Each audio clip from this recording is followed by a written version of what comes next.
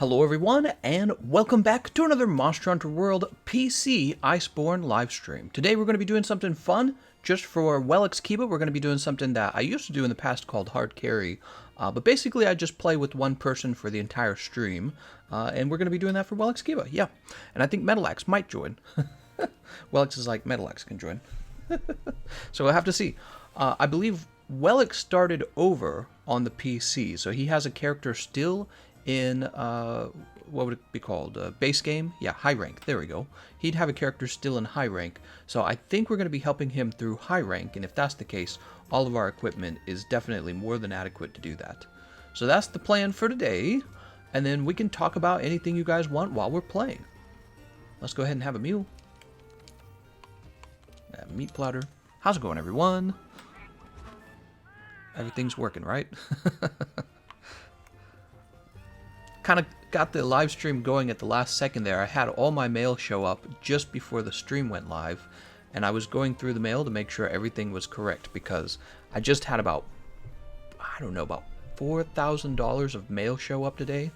$4,000 of Pokemon cards just showed up. I think that's a conservative amount. It might be closer to 6,000. Arson's like, still PCing? That's right, I am still PCing. Iceborne just came out on the PC, and Safa Poopy is not here, so there's nothing to do on the console at the moment.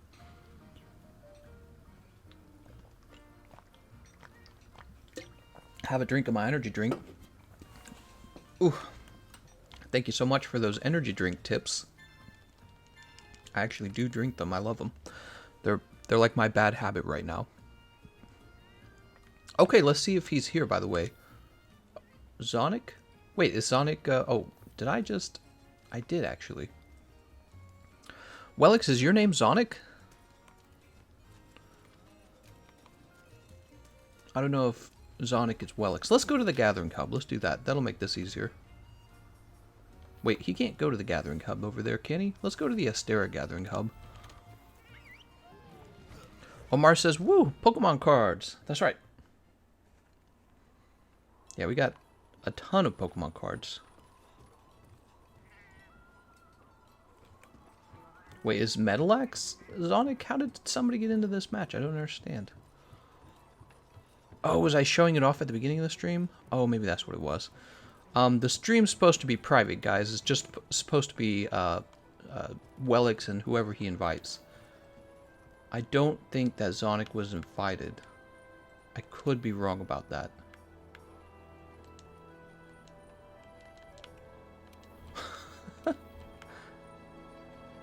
I don't think Zonic is Metalax, because Metalax goes by Metalax. Sorry, Zonic. Private match. Let's go ahead and post. Welcome. Whoa. Oh, wait. We don't post. We join Welix when he posts. Let's see if there's anything available. Join a quest. Available quest. No quests have been posted. So, Welix, you pick a quest for us to join, and we will join up.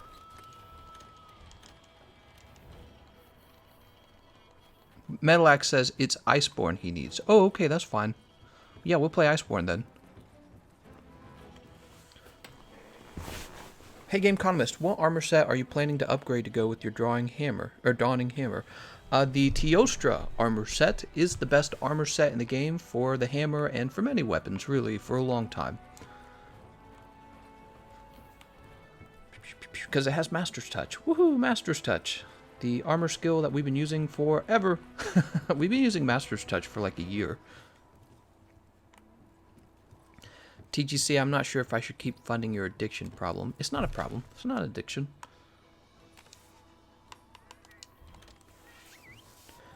Just us a code on quest. What? Just use a code on quest? What are they talking about? Oh my god, have I never been to the Gathering Hub before?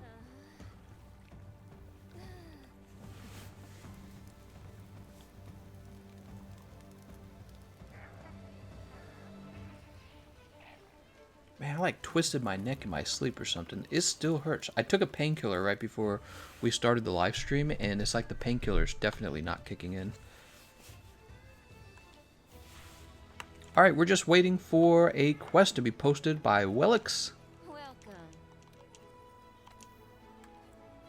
You hum it and I'll try to play it. No arena quests. I thought we were going to play arena all day. You've been working hard out there. I know you're in here, Welix. I know you want to post. Oh, he is in the Gathering Hub. He's over here. Oh, he's putting his build together. My God, Welix. Yeah, like an hour before we started. He's like, yeah, but now I need to change my build. Why can't I go back here?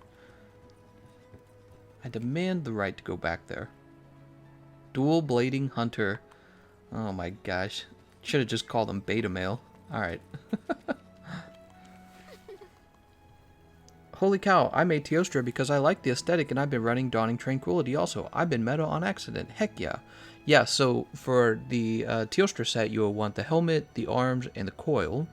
Then for the legs, you want Garuga legs. And then for the chest plate, you have two different directions to go with the build. You can go with a Kirin chest, or you can go with a Brute Tigrix chest. Good to see you. You know, I think I've reached a point where it's time to start... oh wow, he's only Master Rank level 3, so he's at the start of Iceborne. Cool. But yeah, as I was saying, I'm at a point where I think that I'm ready to do a review of all the Iceborne armor to talk about the best pieces and the worst pieces. I think I'm at that point. There's a lot of... oh man, there's always a lot of videos for me to work on. I have so many videos, I actually think I might have too many videos. I've thought about going into my videos and deleting the obsolete videos so that... excuse me, so that people don't accidentally click on an obsolete video because it's so old and it's not like useful anymore. You know what I mean? Like updates have changed the meta, new events, new content. So I've just got all this old content. The funny thing is, it would actually take me so much time to go backwards and delete my old content that I just don't bother, because I'd rather spend all of my time making fresh new content. I need like a channel manager or something. Let's go ahead and have this hot drink. I need to fix my playlist, that's for sure. Now, who are we fighting? Viper, Tobi-Kadachi. Tobi-Kapoopy. Oh, we're in the story. So he's going to have that cutscene, isn't he? Unless he's already seen the cutscene. You know the date for fixed... you know the date for fixed patch. I thought they announced a patch already. I can't remember. I haven't had any problems at all on Iceborne. PC, so I don't know anything about patches. I just don't pay attention. Just make one really long video, like 4 hours long, just combine them all. Oh, I didn't think of that. That'd be interesting. Just download all my videos and compress them into one video. So, by the way, my latest video, Top 10 Things You Didn't Know, is out, or 10 More Things You Didn't Know is what I'm calling it this time. It's out, and you guys are welcome to go watch that. It's available now on my YouTube channel. It's one of my most popular series that I have going. And it talks about a lot of Iceborne tips. Well, not a lot of... I guess there's 10, right? So a lot is a relative term. But here's one of them. There's a little jump-off point right here. A lot of people don't know that. Oh, here he is. He's right here.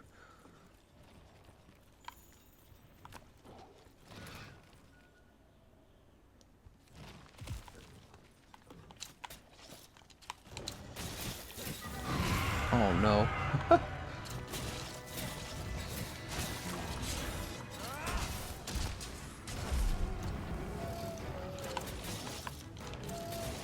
Oh my god. Can you believe it? I could not even hit him because his head's shaking so much and you have to aim the friggin' claw so precisely. It's one of the things that's annoying about the claw. He's about to aggro. I rolled too early. Alright, let's go ahead and get our Temporal Mantle on.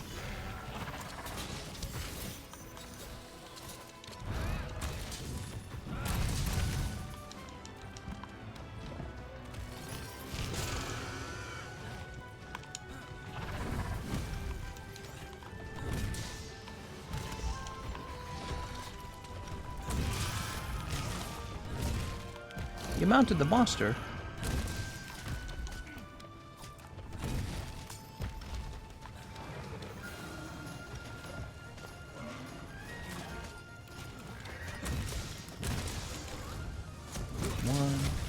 2. There we go. 2, 3, 4. He's got KO soon. There's only 2 of us here. Oh, there's 3 of us actually. Never mind. Takes much longer to KO a monster when there's 3 people.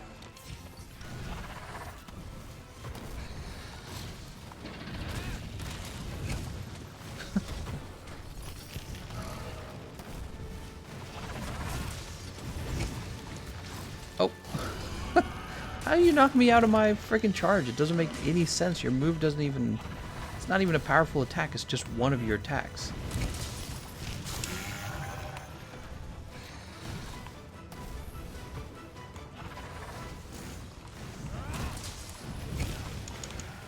Let's go ahead and put down the booster.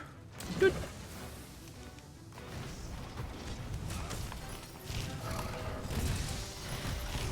Ouch. There's poison.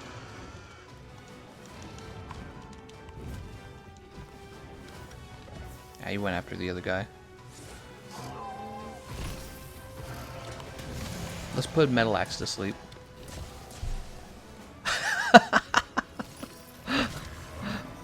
Oh, well. It all worked out in the end. Check it out. It all worked out.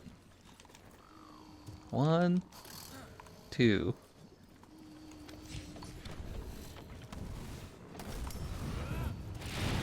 You mother... Uh-oh, here comes the big stinky over there. Oh, but he's knocked down. Does that mean we won't get a turf war? Oh, we're gonna get a KO next. No, we're very close to a KO. I think I'll avoid hitting him in the head. Well, maybe not. There's the KO.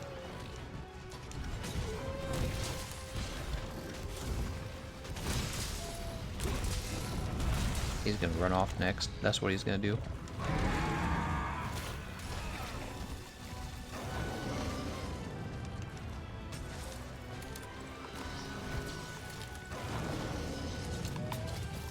Is he mounted?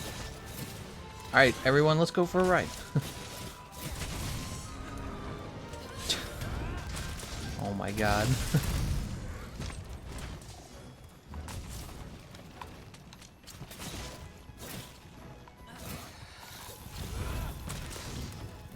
Boink. 2, 3.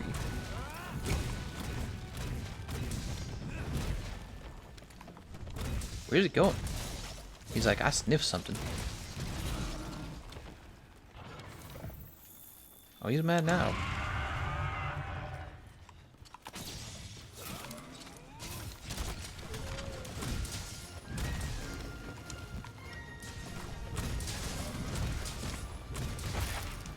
Parts broken.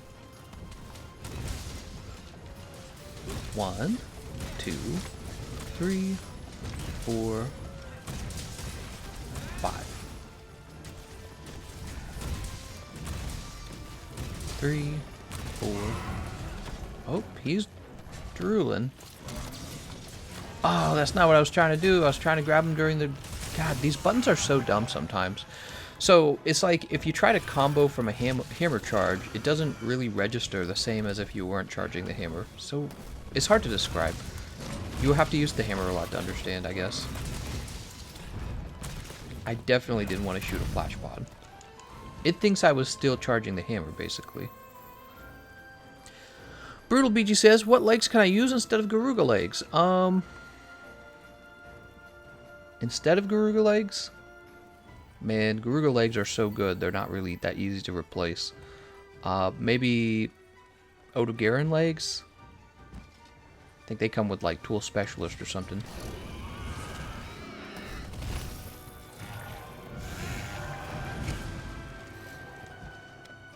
It looked like he was about to jump.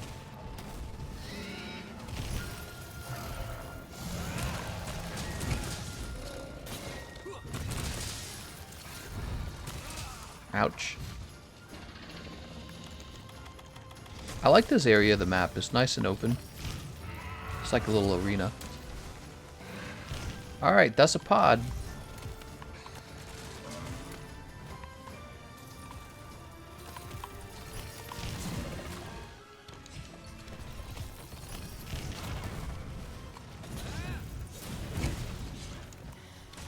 Let's grab this pod over here as well.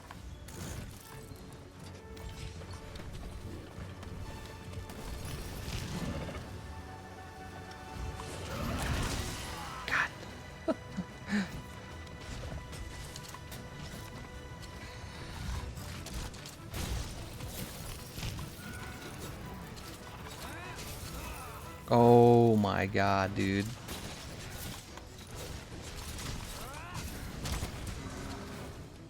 Oh, he's actually not aggroed anymore. I didn't realize. I thought he was still aggroed. I just ruined our wall bounce. Nice job.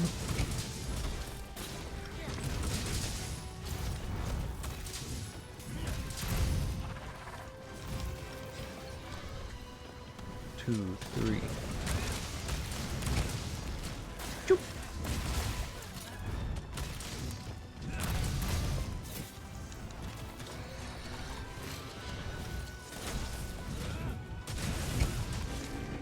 Oh, look at that.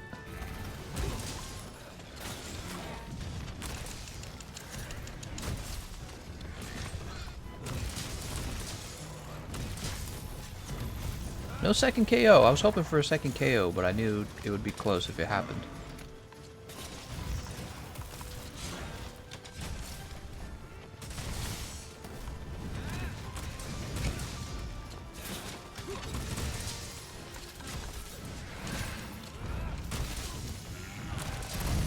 Oh, there it goes. There's the second KO. Oh, he's in trouble now.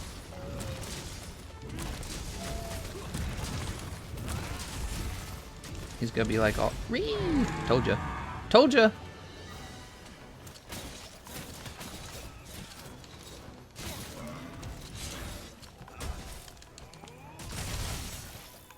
What? It didn't put the trap out. No! What have you done? What have you done?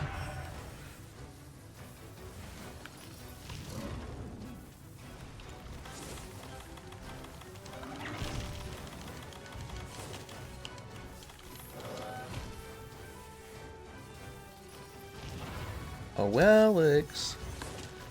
Get your booty over here. 1, 2. Alright, there we go. Let's see what you guys are talking about in the chat section. So, oh, hi kitty. My kitty's sleeping right next to me. Can I complete Iceborne with Defender weapons? You definitely can. Bean says, what hammer is that? This is the Dawning Tranquility. Somebody who finds emojis great says, ah yes, Satanic Thanos Pigeon has really great pants. What? How do you slay a monster against a wall? That's called a flint shot. You basically jump to their head when you're grabbed onto them using your clutch claw, and then you push right trigger while you're holding pods to throw them into a wall. You know what I hate? Accidentally checking some tracks instead of picking up pods on the ground. Oh yeah, that's annoying. Especially if it's one of those tracks that takes a long time. Popping in to wish you all a nice stream and to have a blast on Iceborne. Won't be able to buy until price go down. Looks wonderful though. No problem, man. I like chocolate milk. Oh, that's great. Metalex says, I'm playing Poopy Lol. I just woke up. Likely story. Sounds like an excuse to me. He's all like, oh, I'm just playing Poopy because I just woke up. We all believe... No, I'm just teasing you. Any idea when the next Safajiva will be? Tomorrow. This next Safajiva is tomorrow. Didn't you know that? Everyone knew that.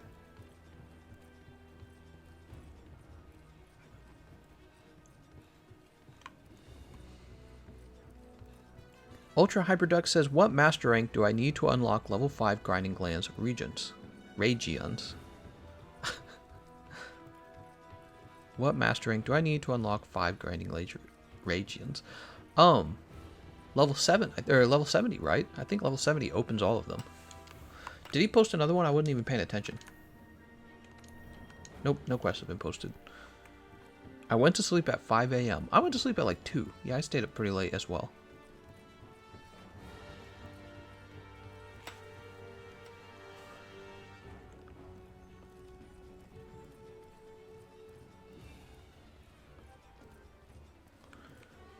Nice going, Kiba, getting carried because you don't cluster? What is he talking about?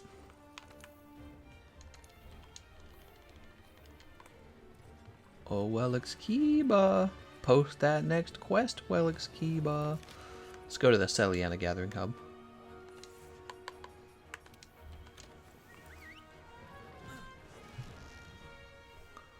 This is about as basic of a build, extreme poor. Oh, I see. Metalax posted a quest. Metalax, this isn't your... This is for Welix Kiba. He thinks he can just post a quest. Yeah, right. What did he even post? Capture Savage Devil Joe? Psh. Oh, man. Oh, I got some weird sort of neck pain going on. I really must have slept in the wrong position. Oof. Oh, why does it hurt? Let's go ahead and have a meal.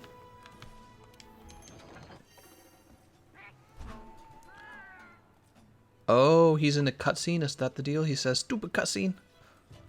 I'm on a burnout and can't just bring myself to beat Shara. The frick I do. You're stuck on Shara Ishvalda? You know, use the SOS flare, I'd say. There's people who need Shara Ishvalda for the Shara Ishvalda weapons, so you'll probably find help from somebody. Hey, ladies. Oh wait, they're not both ladies, just one of them. God, I want to go to a hot spring now. Don't mind me, just crawling around. Does this upset you, PC Gaming? PC Gaming would hate this. Oh my god. I should put on full cured and crawl around. Welix says, I forgot how bad the cutscene, lol. Oh man, I'm staring at my booty. What did Sam say in the PC game review? Asses pressed to the screen or something like that. Oh my god. Imagine being so, like, I don't know, petty. I hate it. I hate that you can see booty. They wouldn't want women to wear yoga pants in the real world either.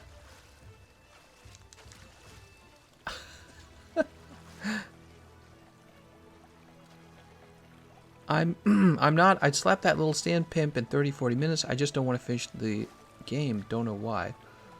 I don't know. Take a break.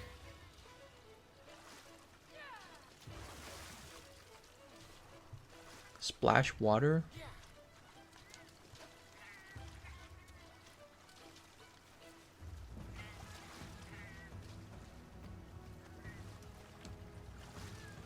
Frolic.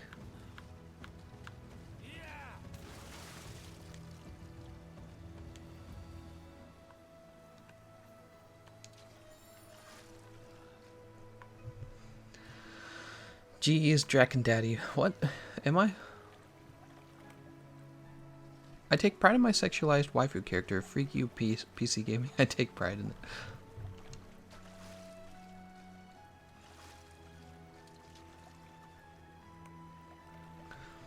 I hate attractive women because I'm a soy boy virgin. Well, I don't even know if Sam's actually a girl or a boy. Sam could be a girl too. I have no idea.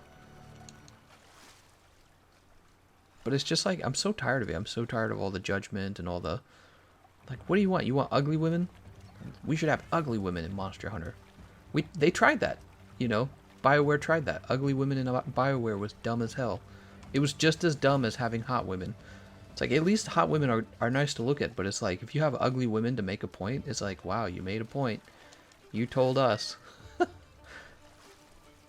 In a real world, women walk around in yoga pants because they want to look attractive. It's a big friggin' deal, dude. Maybe she's mad because some of the men have more masculine looking armor, but it's like, I actually don't give a... Go play as a man character then. There's plenty of guys playing as a girl character because they want to see the female body. Play as a dude if you want dude armor. What's the big deal? What's the big friggin' deal? I don't get it. You're gonna have to make every armor for every body type. This armor's too thin. It discriminates against fat people. I can't believe they would only offer thin armor. Oh, God. Yo, he posted a quest. Sweet. Thank you. Join quest. Here we go. Play both ends. Cannot join until the leader has watched all cutscenes. Oh, God. Oh my gosh. Metal Axe, maybe we should try to get an optional done next time. We'll try to remember how bad the cutscenes are, and then we'll join them. Yeah, I think we could have gotten maybe like an optional done in the meantime. I got a lot of optionals to work on. I, for one, enjoy booty pressed to my screen. I know, right? Like, they want to take that from you. They will take that from you to make a political statement. And it's just like, when did being human become a bad thing? It's basically a religion. It's exactly what a religion is. Religion shames you for liking animalistic things. Sexuality's always been kind of an animal thing, you know? You like it. Why do you like it? Because it's in your gut. Your gut tells you to like it. Nobody tells you to like sex. You just already do. And then they want to shame you for it. You're not woke for, you know, being more thoughtful and considerate or something. It's like, go away. I don't want religion in my video games. My video game's not a religion for you. It's my video game. There's religion if I wanted to be religious. I could go out and shame people for showing off their booties by going to church or whatever else there is to go to. If I want to shame people for feeling sexual and enjoying sexuality, I'll go to church. PC gamer's so woke.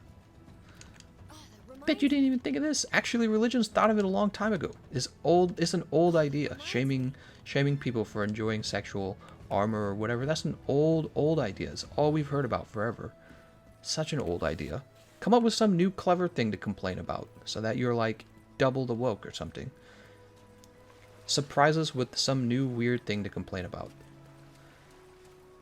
I don't know, maybe complaining about hunting a monster in a game about hunting monsters is like the new thing, you know what I mean? I hate stomping on Goombas. I can't believe I have to do that in Mario.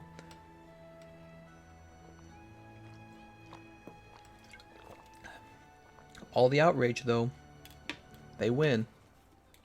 You get your audience outraged, and then everyone hears about your brand name and everyone remembers your brand name. So dumb. I should do that. I should go make some outrage, some clickbait stuff. Good to see you. Can I join this yet?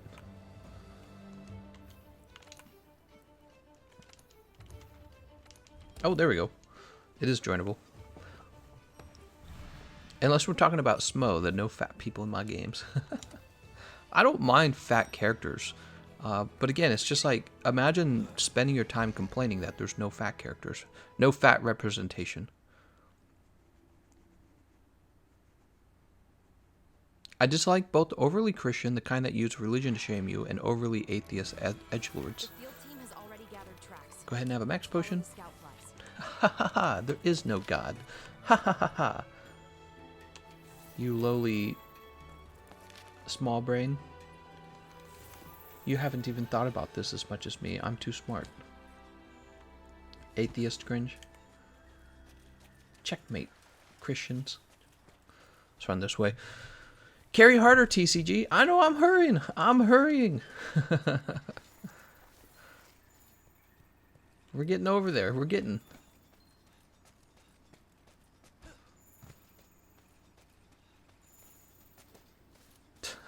Told me to climb the vines.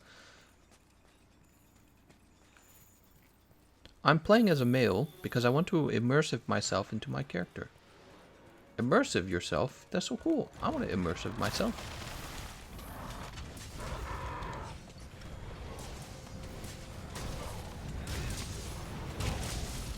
Boop.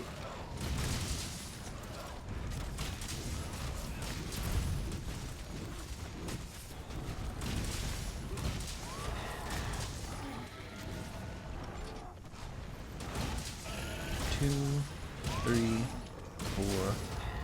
Whoa, flashed? Oh, come on, man. I don't think he's flashed. I think he's KO'd. That was unfortunate. Did he just leave? Oh.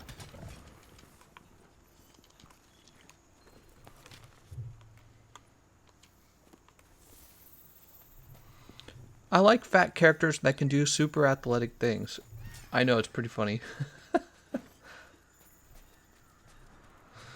Yeah, I like that kind of stuff too.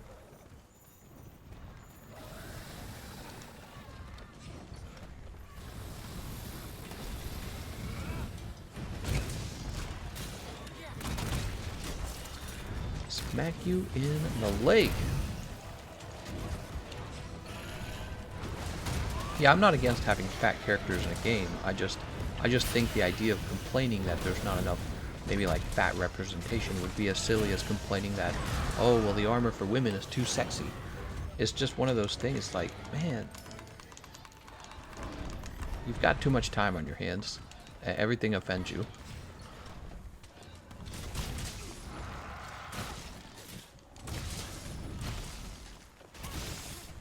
One, two, 3, 4, 5. Not everything can be as epic as Fortnite.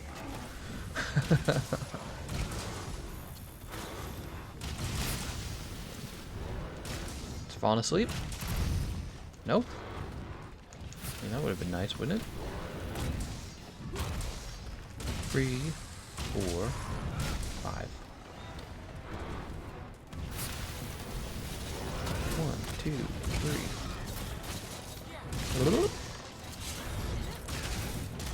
Smack. Nice. So these are the easy opening monsters. He'll eventually get to the tier 2 monsters. Nice. 1, 2. Oh, I got interrupted. It doesn't matter. He roared. I play as a girl because I like badass female characters in games like Samus. I know, Samus is one of the most iconic females in gaming. And it's like, some girl out there today would be like, well, Samus's boobs are too large. We need to give her tiny boobs. And that's what they did to Tomb Raider, remember? Who thinks that Tomb Raider is still an iconic character anymore? Does anyone still think she's super iconic? I just don't care about her anymore. They wanted to turn her basically into like a feminist heroine or something like that, and now she's super boring and nobody cares about that title. It's basically a dead title, in my opinion. Like, it's eerily becoming close like that for Halo as well, by the way. Halo needs to be very careful. But it's one of those brands that just doesn't hold the same value that it used to hold. Remember when they made the Tomb Raider movie, and it was the one actress, I don't remember her name, I never remember actress names, but you know, basically she had giant boobs and it sold the movie, and it made her famous as an actress. And it's like, imagine that, men just want boobs.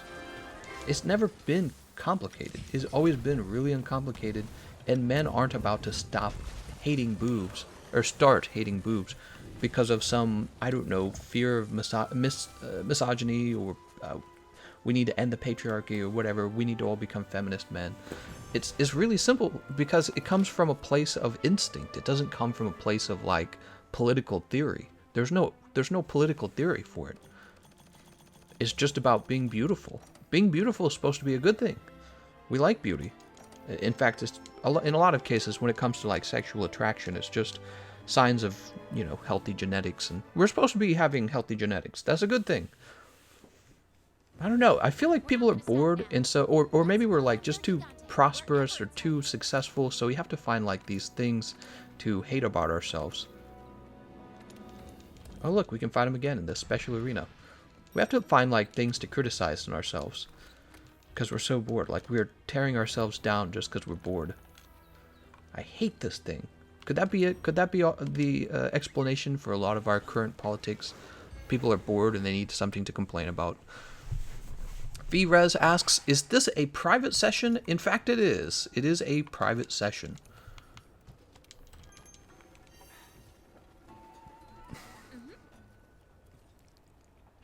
Boxhead says, Lara Croft will always be iconic, and the new Tomb Raider games bang. I don't agree at all. I think the new Tomb Raider games are a shadow of the older games, specifically because they decided they needed to turn her into a sort of feminist hero, and the old games are very iconic, but the further away they get from those original designs where she was a sexualized character, almost a fetishized character, the further away they get from that, the further away they get from having an iconic brand. So I don't agree with that at all.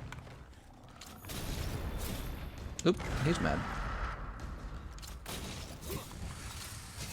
Boop. Yeah, I wouldn't be investing money in the Tomb Raider brand, is what I'm saying.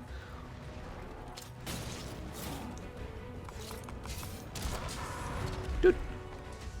Get a Metal Axe. If I had to invest money in a brand, I would be investing in Monster Hunter. That's the brand I would be investing in. I would not be investing in anything Tomb Raider. Sounds like a waste of money.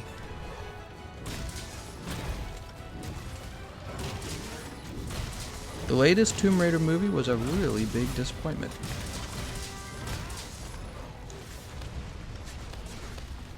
One, two.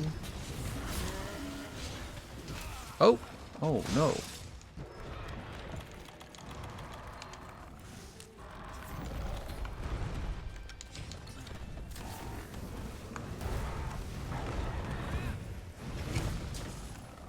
Doing next cutscene now, says Welix. Sounds good, man.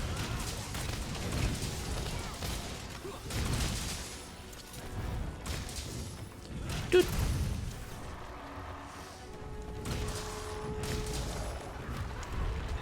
Nice, nice, nice, nice. You're gonna KO in a second here.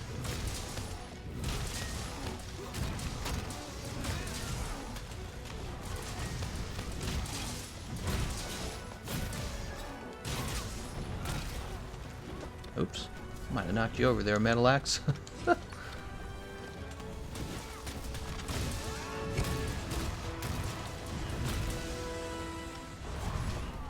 Oh, I didn't think that was going to be the spin attack.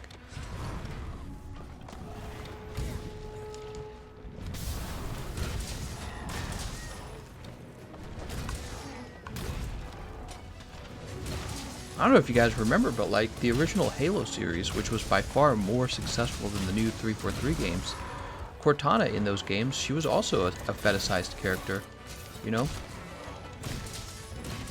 It was the same deal, she was a fetishized character.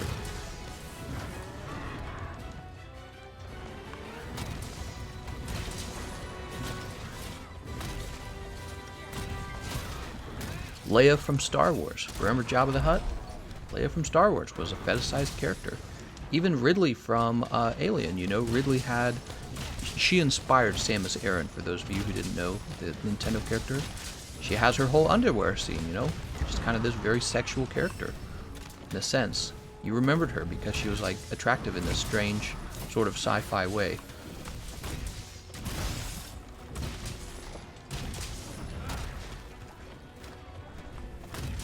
Man, we've been wailing on this guy non-stop.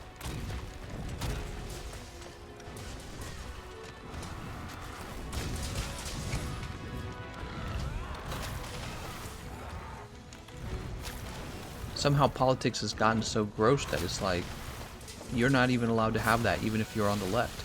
It used to just be the conservative right that would get upset at you for those things, you know?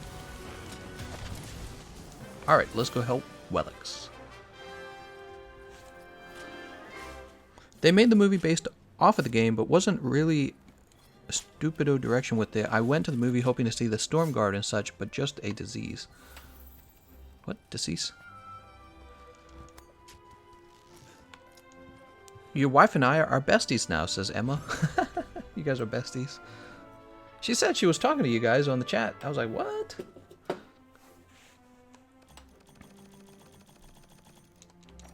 Incidentally, the alien itself is based on sexual fears. Oh, I didn't know that.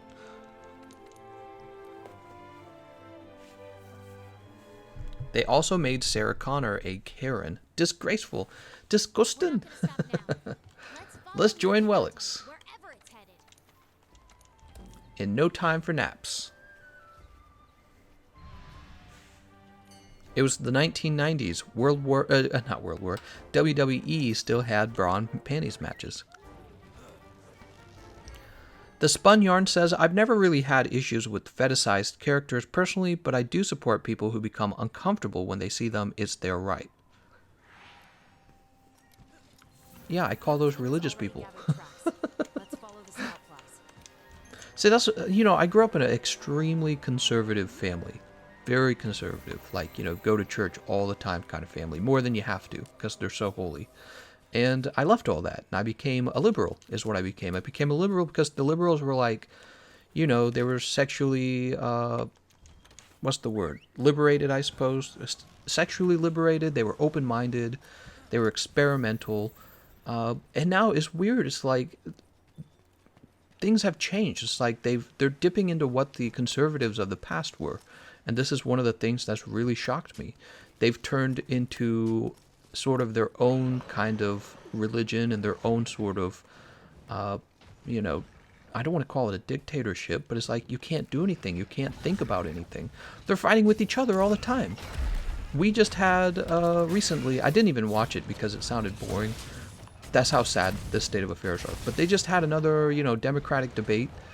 And all over the news, it's Elizabeth Warren claiming that Bernie Sanders said a woman can't win presidency or something like that. And it's like they're just destroying each other now. You know what I mean? That's how I see that. I look at that and I go, wow, you guys can't even stop yourselves from fighting each other over these kind of crazy issues. It just doesn't feel like the liberals are liberal anymore. It feels like they're conservatives now. They're like a new type of conservative. Bitter, negative. To me, for a long time, that was like the conservatives. The conservatives were bitter and angry. They were constantly judging you, constantly judging you and constantly criticizing you. That was a conservative thing. Now it's like the other side. It's always judging you, always critical of anything you say or do. It's a new type of conservatism on the other side, and it's like grosser even. It's like worse somehow. I don't know why people don't point this out more often to them, because I used to think they were so clever and, oh man, atheist, right? People would talk about cringy atheists. Well, there was a point in my life when the whole concept of atheism was like brand new. Being an atheist was a new idea, and I'm like, wow, the atheists are so smart. They see, wow, why didn't I see it that way? But it's been a while, it's been a while, and I'm looking at them again, and it's like, actually, you guys are kind of cringy, right? And everyone kind of, I'm so asleep. I'm gonna go to sleep for sure.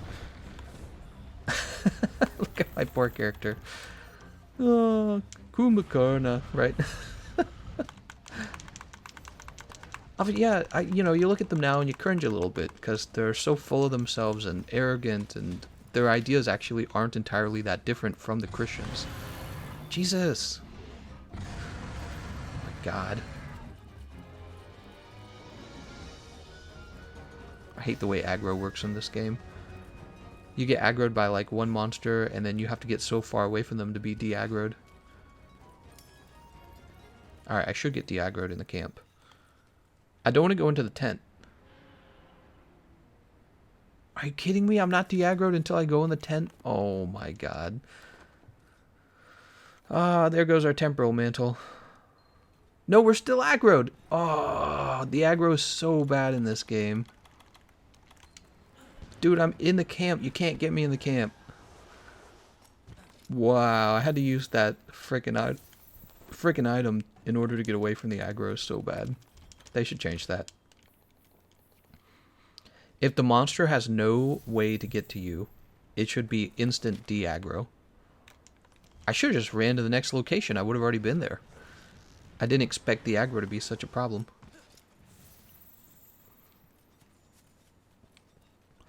Classic horseshoe theory, they've gone so far to the left that they're started holding true to conservative ideologies. I know. It's the conservatives that don't want sexy women. No, not the conservatives, but the Christian conservatives, right? Those are the ones that tell you no showing your knees.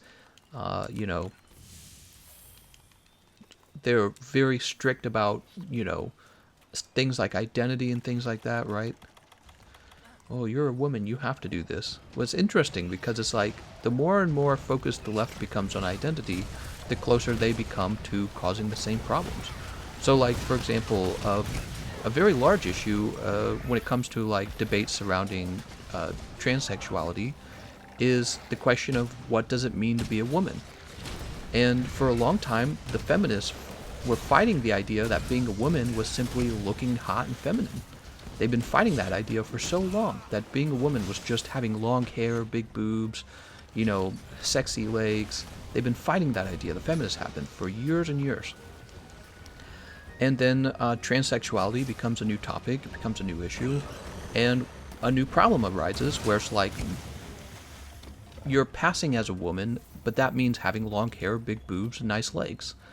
And so we return almost to a strict identity for women through the issue of transsexuality. And so it's kind of like I was just saying, it's a very interesting problem. And yeah, it almost does seem like something the conservatives would have wanted. The Christian conservatives would agree. Yeah, being a woman means looking like a woman.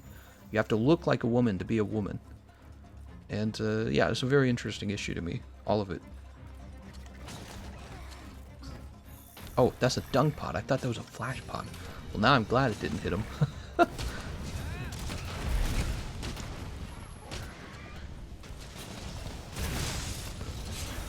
One, two, three, 4, 5. I'll give you guys a great example. You guys remember there was a great deal of controversy in the past because Bruce Jenner, he was like on the cover of Vanity Fair, and he was all, dressed up really well to look very feminine, very beautiful, right?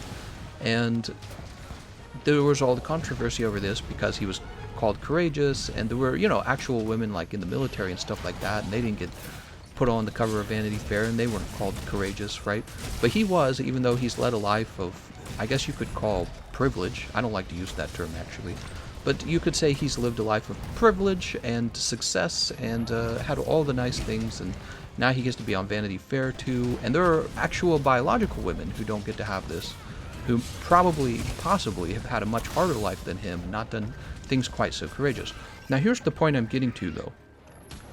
So we're talking about an issue of identity and how, interestingly, the issue of transsexuality created a more rigid definition for women to have to look sexually like a woman in order to be labeled a woman. That's one of the problems for feminists.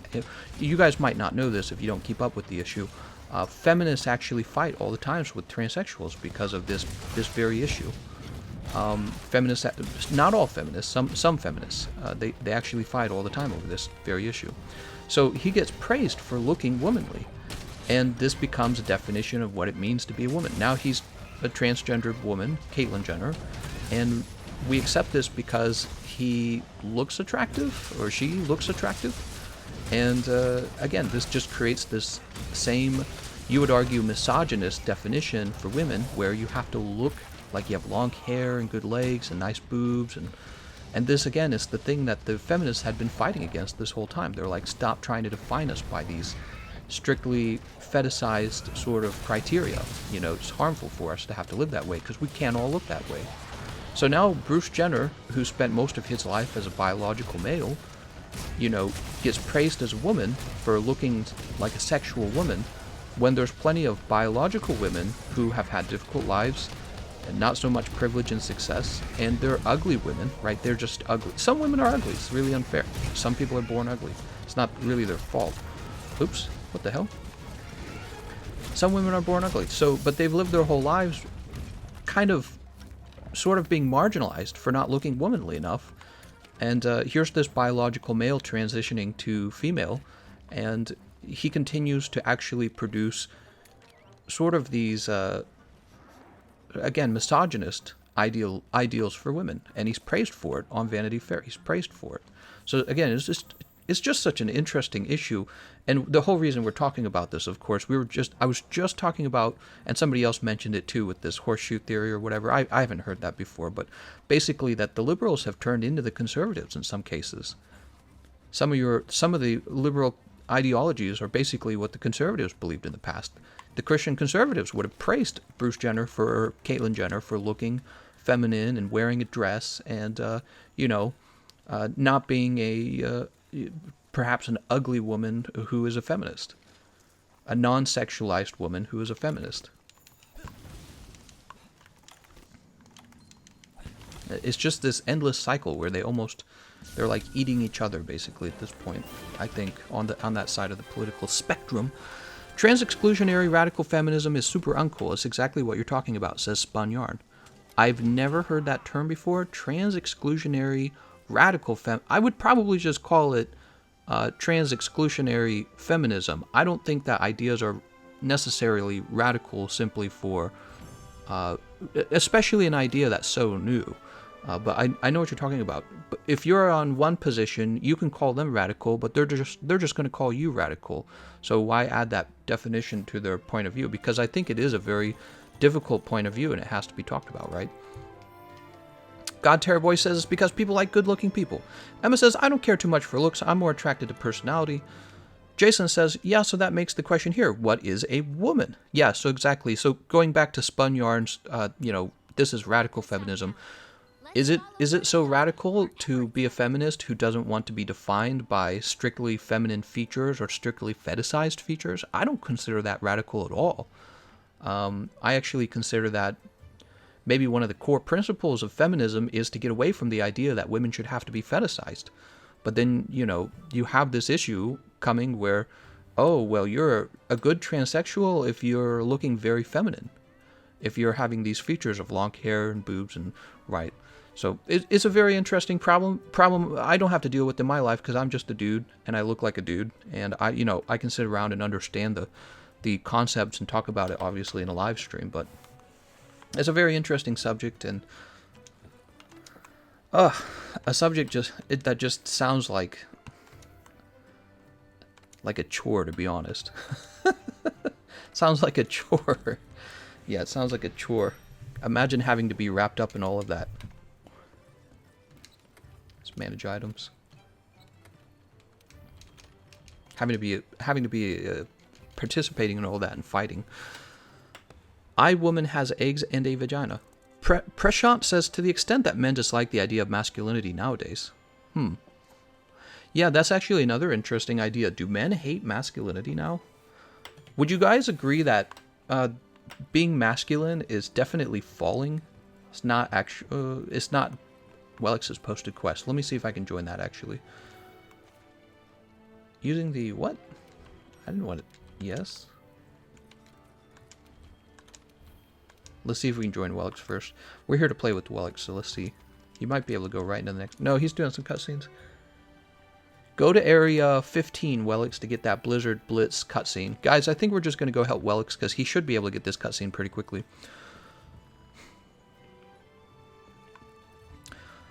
It's just what trans feminists call it, but I do agree that the infighting on the left is why I try to stay away from being too far in either direction. Yeah.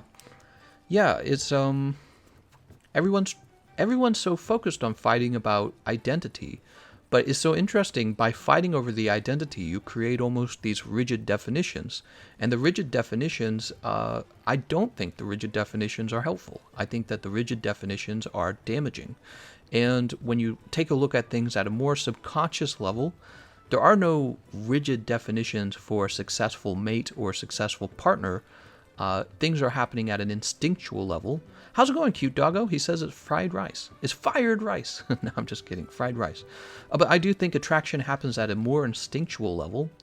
And, basically healthy young people are going to score well. Or on the flip side, perhaps successful older people, who are still in good health. And that's it. It's never been complicated. Mostly everything that's driven your sexuality has been your brain trying to reach a point of successful reproduction. People don't think of sexuality that way. They think of it as like some sort of identity or something like that. But no, your brain really does just want you to have sex and create a child. That's what your brain's trying to accomplish. Almost all sexuality is just that.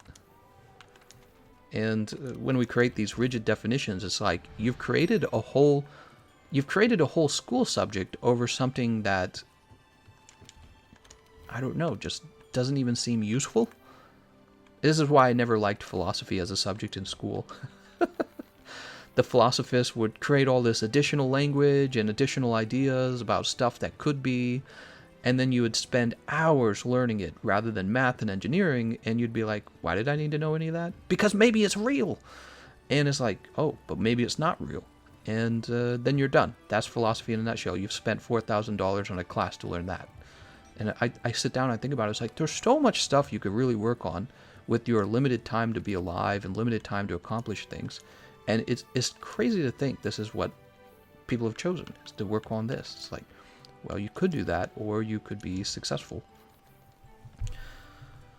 Welix says started. Nice.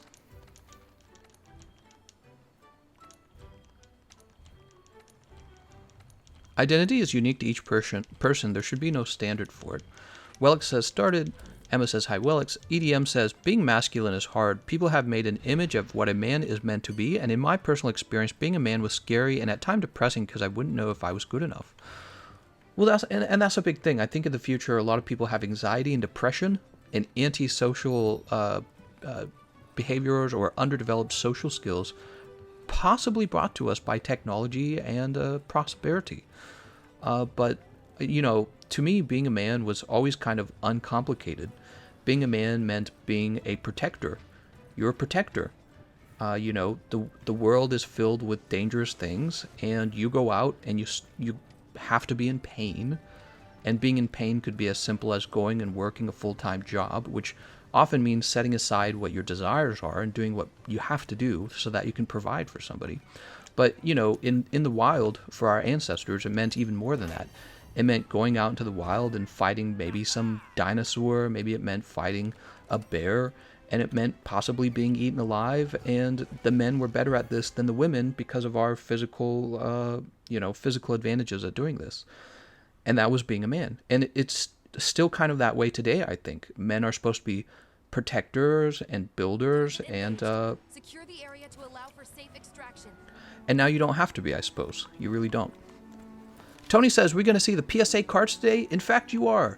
The PSA cards have arrived in the mail, and we're ready to take a look at them all. We're going to be revealing the grades for them all.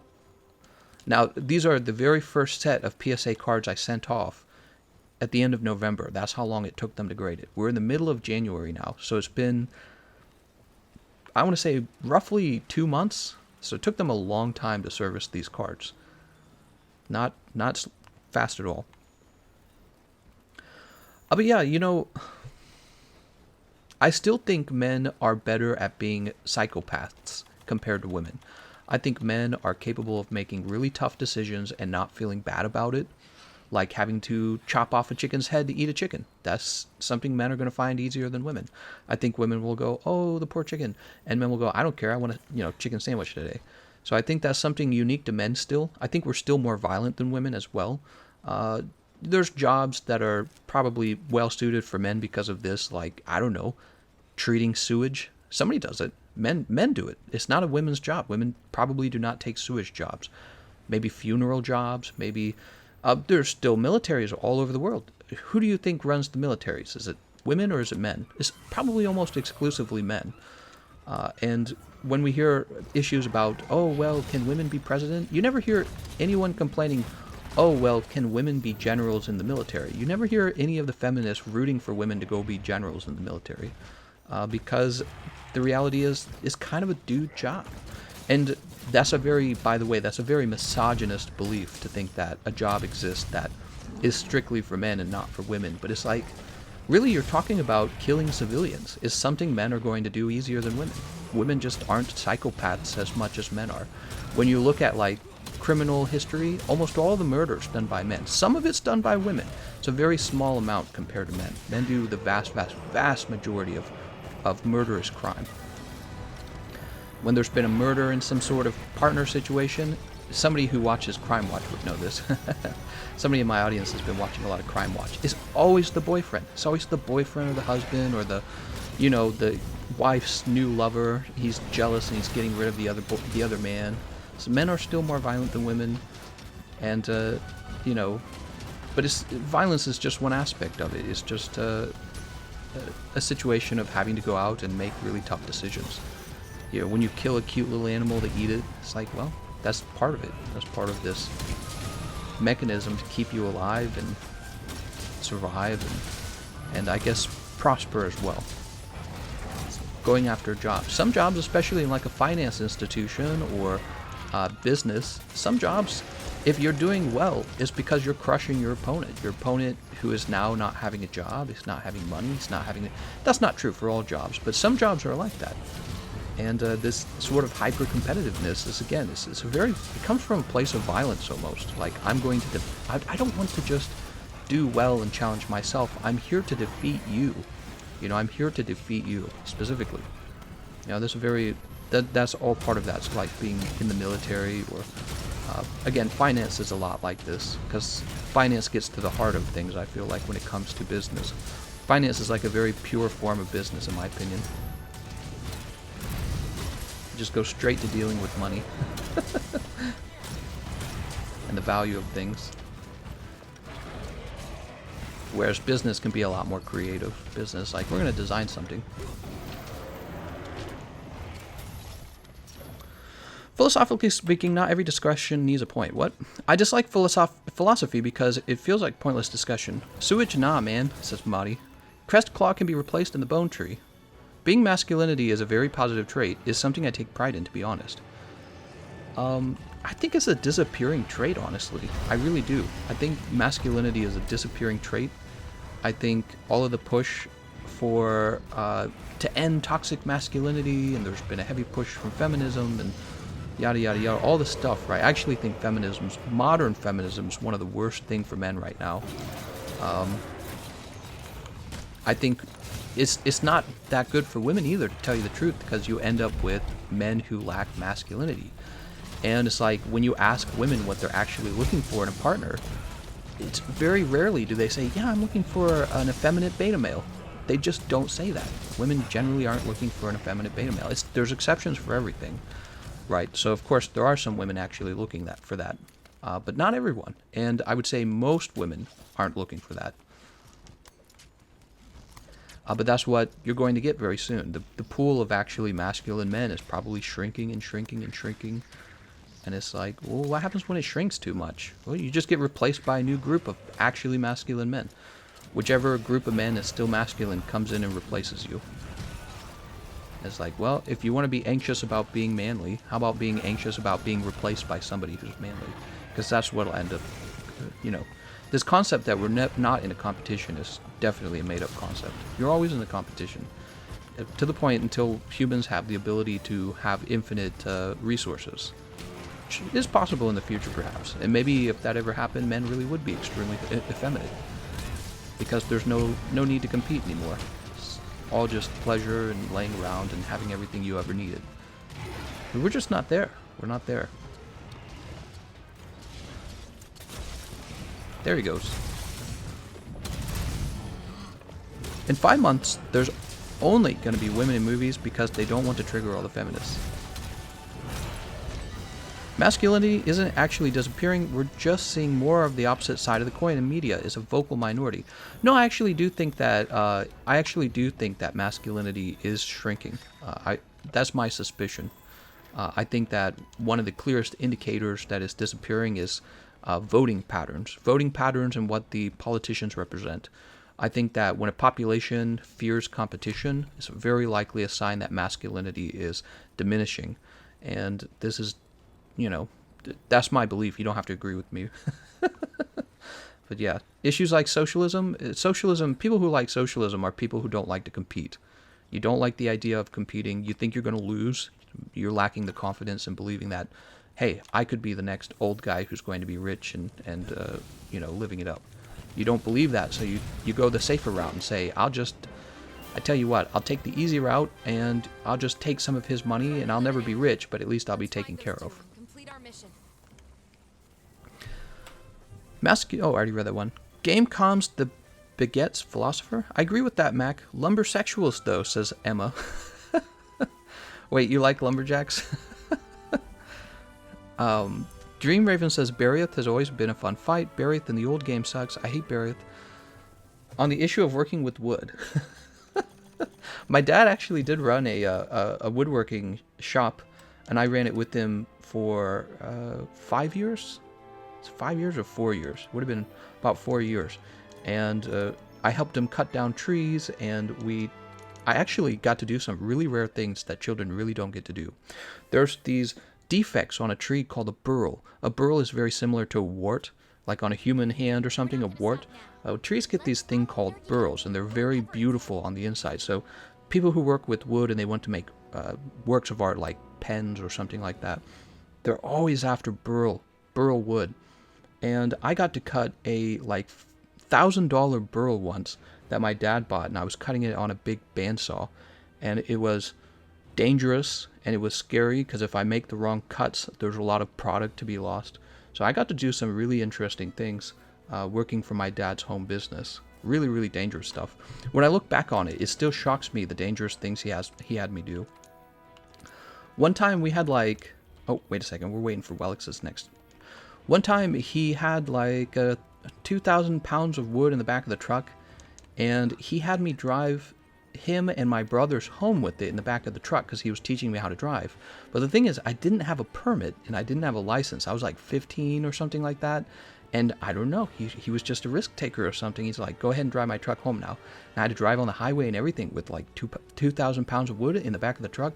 And we made it home. But when I look back on it, I'm like, why would my dad have made me do that? Shouldn't he have just gotten me a permit first? And I don't know, he was just crazy like that, I guess. And then teaching me how to use a massive bandsaw at the age of 13. Just, I don't think normally you get to do that as a kid. It's this huge piece of machinery that can cut all your fingers off in a heartbeat. You've probably seen one before if you've ever seen people work with like butcheries. They use bandsaws all the time in butchery shops. Well, we had an industrial-sized bandsaw for cutting up trees, actually. And I would operate it all the time in order to create the product that we were selling on eBay back then when I was like 13 years old. So I learned how to use that and a planer and a table saw and a, what are they all called? Miter saw? I can't remember the one. It's got the handle and you drop the handle down in order to cut the tree or the wood, the log. Wood lathe and just many other tools that we used in order to prepare a product that we would sell on eBay. And I just was taught the entire process. And instead of doing school, I'd be out in the garage working with them. Gameconomist, oh god, stop now, my imagination is running wild. You got flannels? I do not have flannels. No, I do not. But the reality is, when I was working with my dad, we moved thousands of pounds of wood when we were a kid. Actually, one of the scariest moments working with them, I remember this. We were at a recycling center for people who cut trees down. And he was bringing home a massive log of wood that he wanted to cut up because he knew it was going to be valuable for selling. And to artists, right? To people, woodworkers is what they were called. And it was this massive log. It was really, really, really large. My dad had like a sort of mini crane attached to his truck that we were using to get it into the back of the truck. And he had me and my two younger brothers helping him lift the log into the truck. It had to have weighed like 1,000 pounds. I don't know how heavy it was.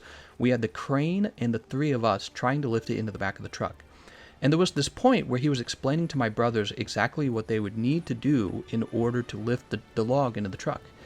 So me and my brothers were instructed to, at the same time, we were going to get underneath the log to lift it into the truck. And it's just like, looking back on it, if we weren't strong enough or if one of my brothers slipped, the log would have just crushed us. It would have just definitely killed one of us or maimed us or paralyzed us. Because again, it was like 1,000-pound log, and we had the crane helping, and really it was just being lifted. It wasn't being like deadlifted, it was being tilted into the back of the truck, and he was helping, of course, as well. He was an adult man, and just the risk of it was so high. And yet he had my brothers, and they were younger than me, my brothers were, so they were like 11, 9, I think it was just the three of us, so I would have been about 13, 11, and 9 years old. And we were lifting this massive log in the back of the car. It was as tall as my father was, and then it was much just thicker, larger than him, and it could barely move, even with the help of the crane. I can't believe he had us do that, because it was so freaking dangerous. And of course my mom didn't know, she wasn't there or anything. He didn't like tell her or anything. And we managed to move it, but it was so close. It was so close because it was so heavy. We just barely had control of the actual log when we were younger. Your dad sounded like true alpha. Miter saw and or radial arm saw. It is a miter saw. Okay, so it was a miter saw. Handler holding me back. So what you're working on today, boss man? How's it going, Salt Spider? We're playing with Welix. Emma says, in my mind, you got flannels and they unbuttoned all the way. Show me that chest. I have a hairy chest. PewDiePie, how's it going, PewDiePie? Look, guys, we have PewDiePie in the chat. How rare.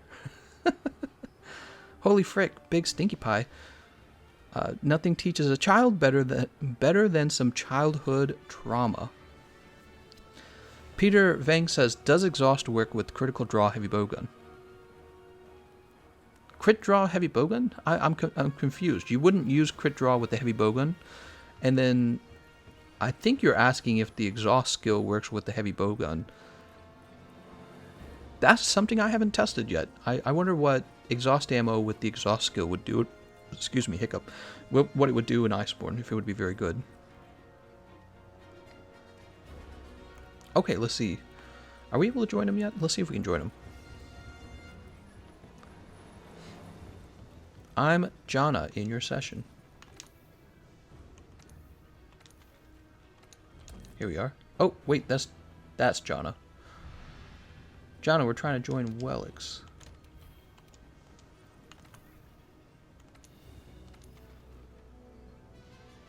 Wait, did Welix already leave?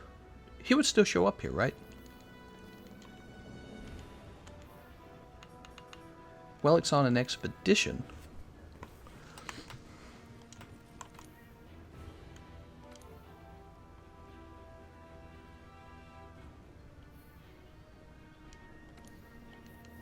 I guess we'll wait. We'll see what happens. Let's see. What did we just do? We defeated Bariath. Oh, he's collecting tracks right now. Okay, I'll join you. I'll actually join Jana. Why not? Yeah, well, I'll help you out with this one.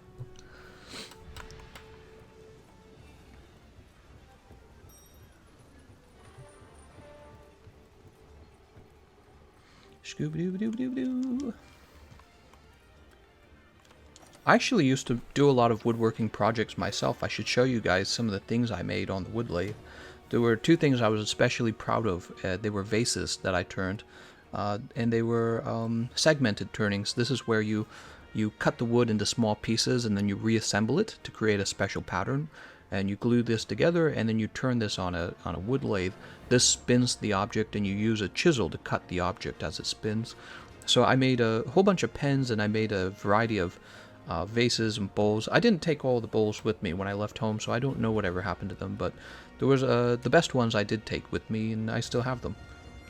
My favorite wood to work with, it was very brittle wood, but it was very beautiful. It was called Macassar ebony. It was a black and gray and brown colored wood. It would have streaks of gray and brown in it, but it was primarily a very dark black wood. And there was a few other woods I liked working with. There was one called Red Heart. Now that's the English name. The Mexicans had a different name for it, but that was the common name we used for it in English, was Red Heart. But also another one called Bloodwood, and I think that one came from Brazil.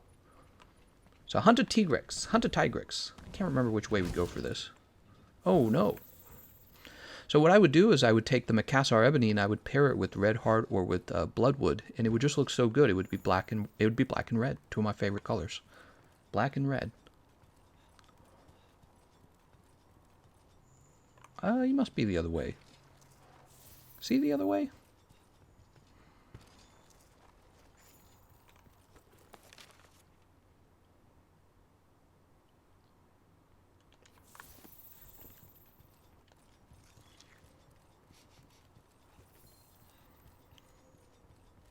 So right now we're waiting for Welix to pick up all the tracks he needs. He's picking up tracks to, I think, fight Velkhana.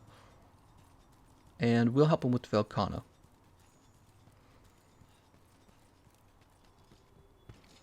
Oh, he's at the Nargacuga point, is it? Welix, let me know when I can join you. I'll pop out of here and I'll join you again.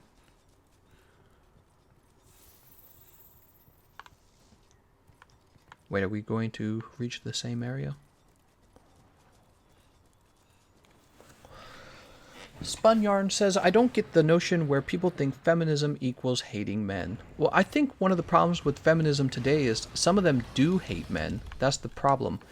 And so the label feminism can represent a lot of ideas, and probably what they need to do is create a different label.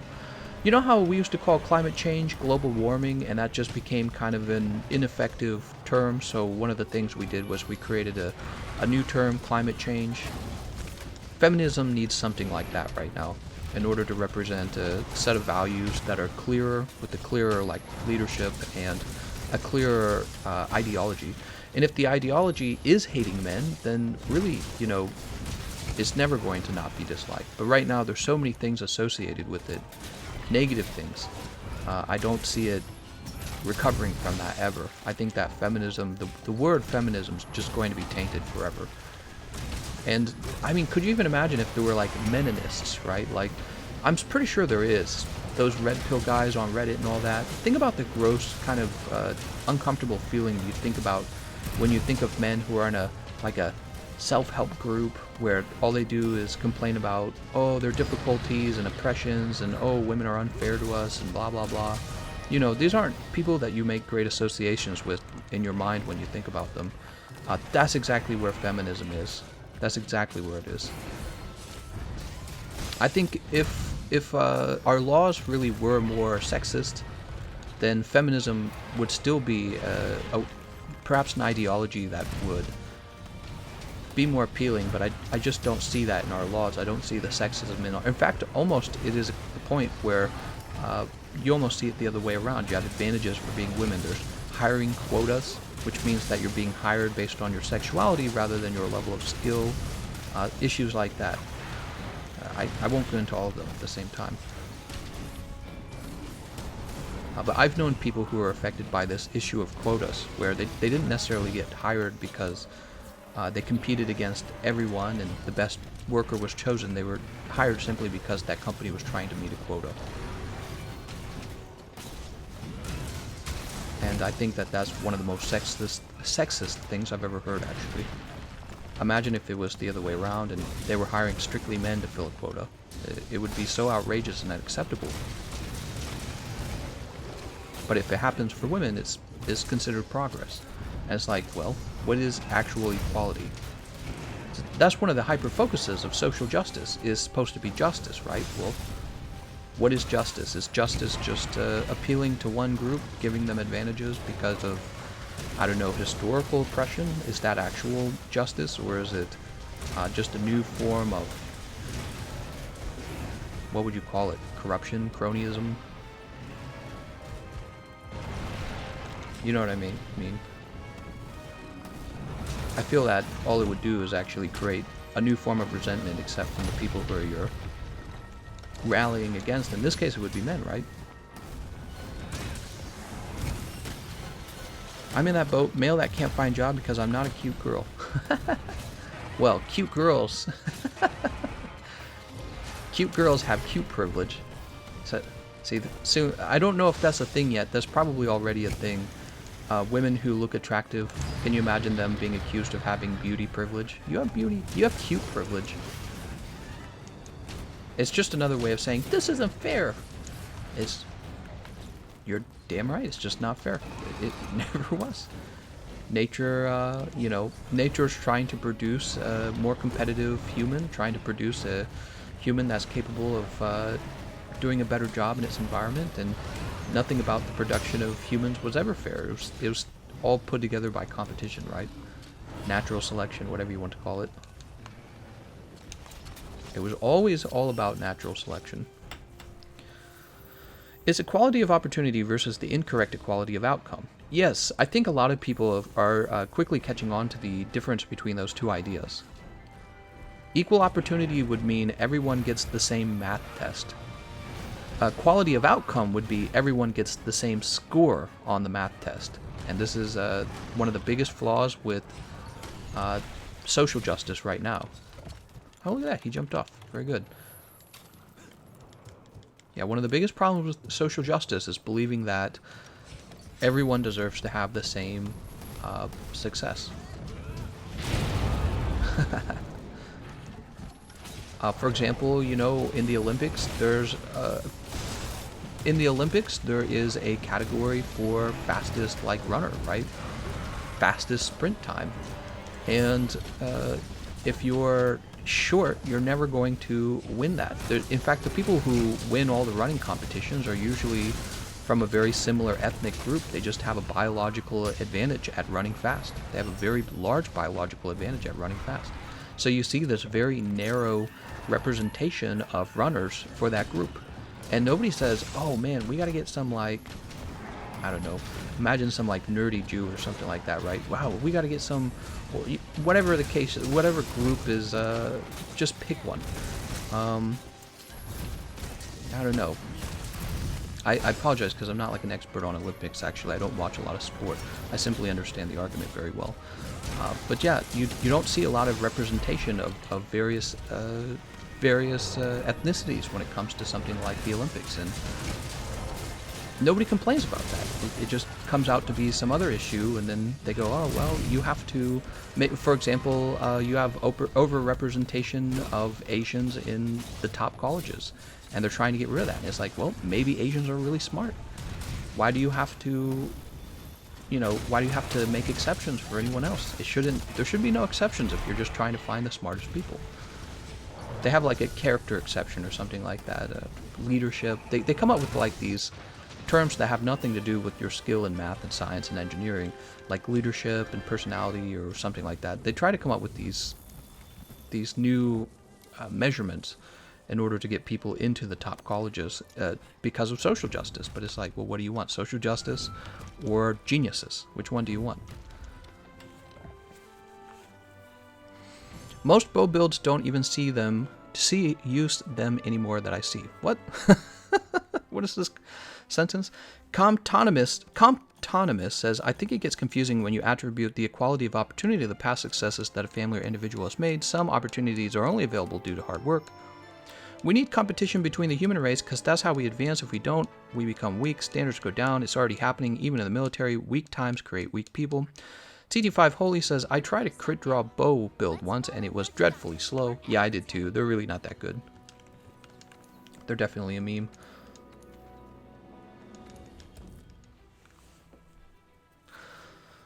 Sports have different leagues for people of different skills and abilities, and in some cases also weight and strength, says Spun Yarn. That's true. I agree with that. So it's the same way we should operate our colleges. Is if you're in another league of intelligence, you should go to the top intelligence college. And there should be no exceptions for that, because the point of it isn't to have social justice, it's to have the smartest human. That's the point of it. But increasingly in our educational system is an issue of social justice. And I think that a country that is cleverer than a country that is so obsessed with social justice will go the other route, and they'll focus strictly on intelligence, and soon enough they'll be the country that makes the innovations and the new products, which is where all the money's made, by the way. There's not a lot of money to be made making toilet paper over and over again. And not to dismiss people who are in the toilet paper industry. Somebody makes toilet paper, and they probably make a fair living. But I'm saying most of the innovation in science is where all of the money's made, in medicine and in technology products and in business. So it's like, we can have the smartest people, or we can have the almost smartest people who are also great leaders, who are also great with their personality. It's like, no, I actually just want the smartest people, right? You can figure out the leadership stuff and the personality stuff later, but we should have sorted out who our smartest people are right away. That's actually far more important. Congratulations on being the first to correctly pronounce my name. See, and now I'll never try to say it again, because then I can't mess it up.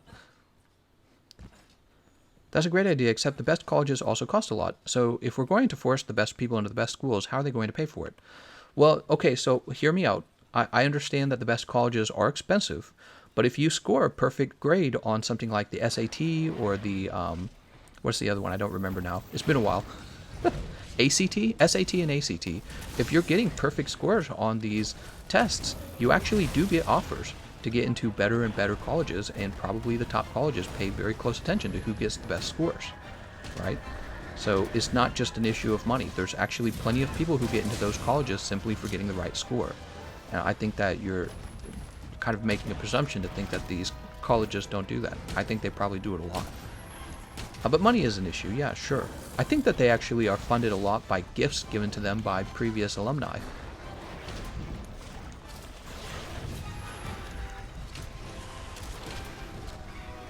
Just woke up, Killa, what's up? What? We're talking about how Frosty Sodas is 200 IQ with the bow. But how I get all the YouTube views because I have a better personality. I'm okay with that. The education system barely works, and the way they determine how intelligent people are is rooted strictly in specific aptitudes, not real intellect. Well, okay, so if you want to talk about real intellect, that's like its whole other issue. Rooted strictly in specific aptitudes, not real intellect. Yeah, that's I don't know what position you're taking on that, but I understand people argue all the time, like, what is intelligence? To me, intelligence is pretty well defined by not just your interpersonal skills with people, but actually just your ability to do math. Not the easy math. This is one of the funny things. I feel like guys like Andrew Yang, they're like, oh, I'm into math, right? So I hate it when people do this, when they get super, like, they try to identify with math perhaps, but it's like, you know, I went to school for computer science, and we actually did the difficult math, not the division and subtraction, and that's actually very easy. Most people learn that stuff in high school. Most people learn that stuff, well, in high school. There's really complex math out there that you have to learn for engineering. Really, really complex, like, you know, abstract math and stuff like that. And I'm talking about those math people. I think that people who are able to do really well in those subjects are actually intelligent. And increasingly, I don't actually think that, you know, being a very skilled writer is the sort of intelligence that gets you into a top-ranking school necessarily. I suppose that's debatable, but speaking well is useful for persuading people to do things, but when it comes to actually making scientific discoveries, a lot of it just comes down to how good are you at focusing on a logical problem and making creative connections between a logical problem and the mathematical premises that you have to work within. You know what I mean? So it's your ability to actually problem solve, not your ability to write well or write convincingly. I could write convincingly. I could be a journalist. There were people at school who are much better than me at mathematics, and they're the ones who actually make the discoveries, in my opinions. You know what I mean? There was a guy who got like perfect score. Like I made it through. I could get like a job in software engineering for a business probably, where I take a piece of business software and I edit it constantly for the company. But there were guys out there who were getting like perfect scores in these math classes. They were just so good, and they understand it so quickly, and they understand it so well, and they answer so quickly on their tests. It's really remarkable how smart they are. They've got great brains, you know what I mean? Great brains. And, you know, I never felt like it would be a good idea to reduce that for an issue of like equality between me and them. And yet that's exactly what it feels like is the issue today. There was the other live stream I talked about where they were saying that math is racist. That's an actual thing. It was a topic 2 months ago in Seattle where they were calling math racist. Okay, we're waiting for Scorching Blade. We'll join him as soon as he gets it. Go to the Rathalos nest, Welix, in order to get that cutscene. Math is racist. We have to bring down the patriarchy by teaching children social justice and math. And when I think about that sort of concept versus the people that I actually met, engineers, mathematicians, computer scientists who are actually very skilled at math, it's such a fantasy to think that the two should be connected to each other. They're so far separated from each other. They're so far the opposite subjects. It's like one is talking about Shakespeare. Oh, here's these cultural ideas that I believe in. The other one's talking about actual problem solving and logic. They're just not even close to being related. And so it's really upsetting to think that, oh man, I live in America. We're supposed to be the best, right? America's so proud of being a successful country, being the largest economy. We're so proud of it. And yet the decisions we make, just, it's like we're screaming to be surpassed by another country. It's like we're screaming out to the world, hey, please beat us at this, because we're actually completely silly about it. You know what I mean? It's so non-competitive. Yeah, we're going to teach our children social justice and math together. It's like, oh no. This is brainwashing, right? Brainwashing. What if we had somebody, a conservative, decide that he was going to teach social justice of his sort, you know, of his belief, of his political disposition, his ideas of what good cultural ideas are. What if he was going to do that with math? It's just it's very blatant and obvious form of shaping your children to be of a political position that you believe in. And it's so gross, so disgusting, actually. It's disgusting to me. It actually leaves me with the feeling of disgust, because even though I make fun of colleges a lot, the reality is I have actually a lot of pride and a lot of serious belief in the importance of education and being intelligent, you know, being well educated. It's just that I see stuff like that, and it destroys my faith in the current teachers and people who are operating these curriculum and programs, because they're so politically bent on creating a system that will lead to a certain political outcome rather than actually having a love for intelligence itself.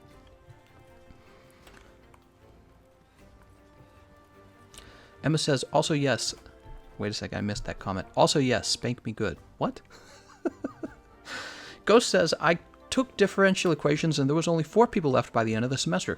Ghost, I know exactly that feeling. There was a course where it started out with 32 people, and by the end of the course there was about 6 of us left, and we were there for the final, and we were all kind of looking at each other smiling because there was only 6 of us left. There was almost no one left, and it was just kind of shocking because this is the last day and we're all taking the final now. And we remembered what the class was like when the class was completely full of people who eventually dropped out because the math course was too difficult. It's actually a really funny feeling. You almost make friends with the people in the room because you're like, yeah, we did it. We made it.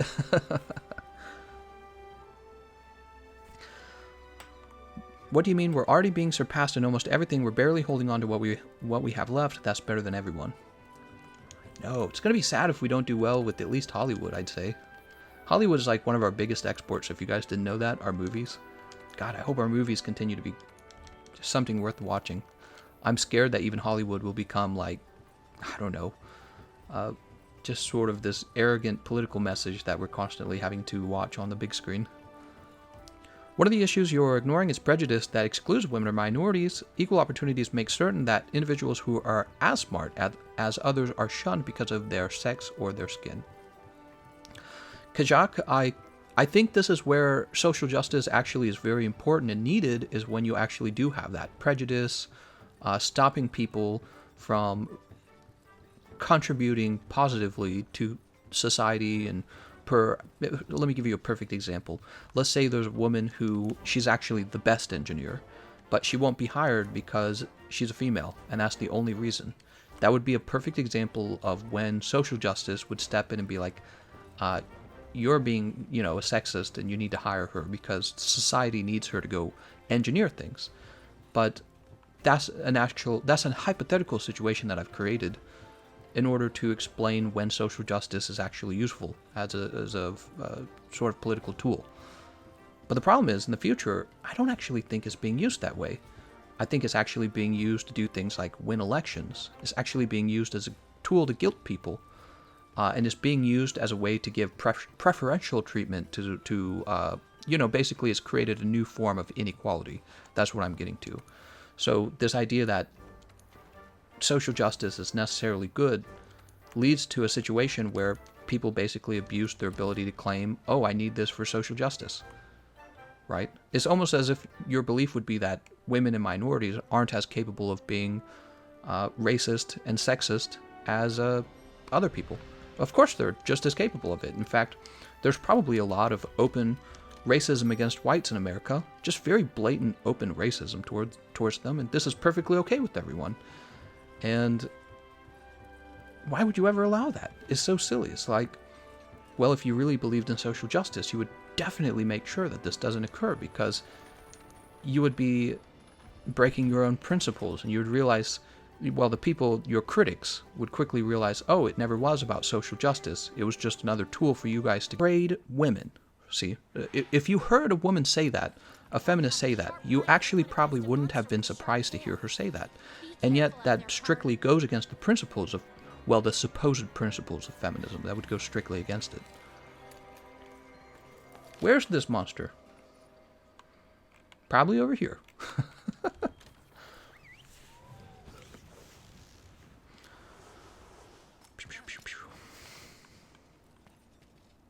Let me go ahead and grab these pots. Oh, I already got pots. Boop. And you know what? I'll actually target these guys to make sure I go the right direction. Okay. If people who do good at math still do good at math even after the curriculum has changed by SJWs, would it even make a difference?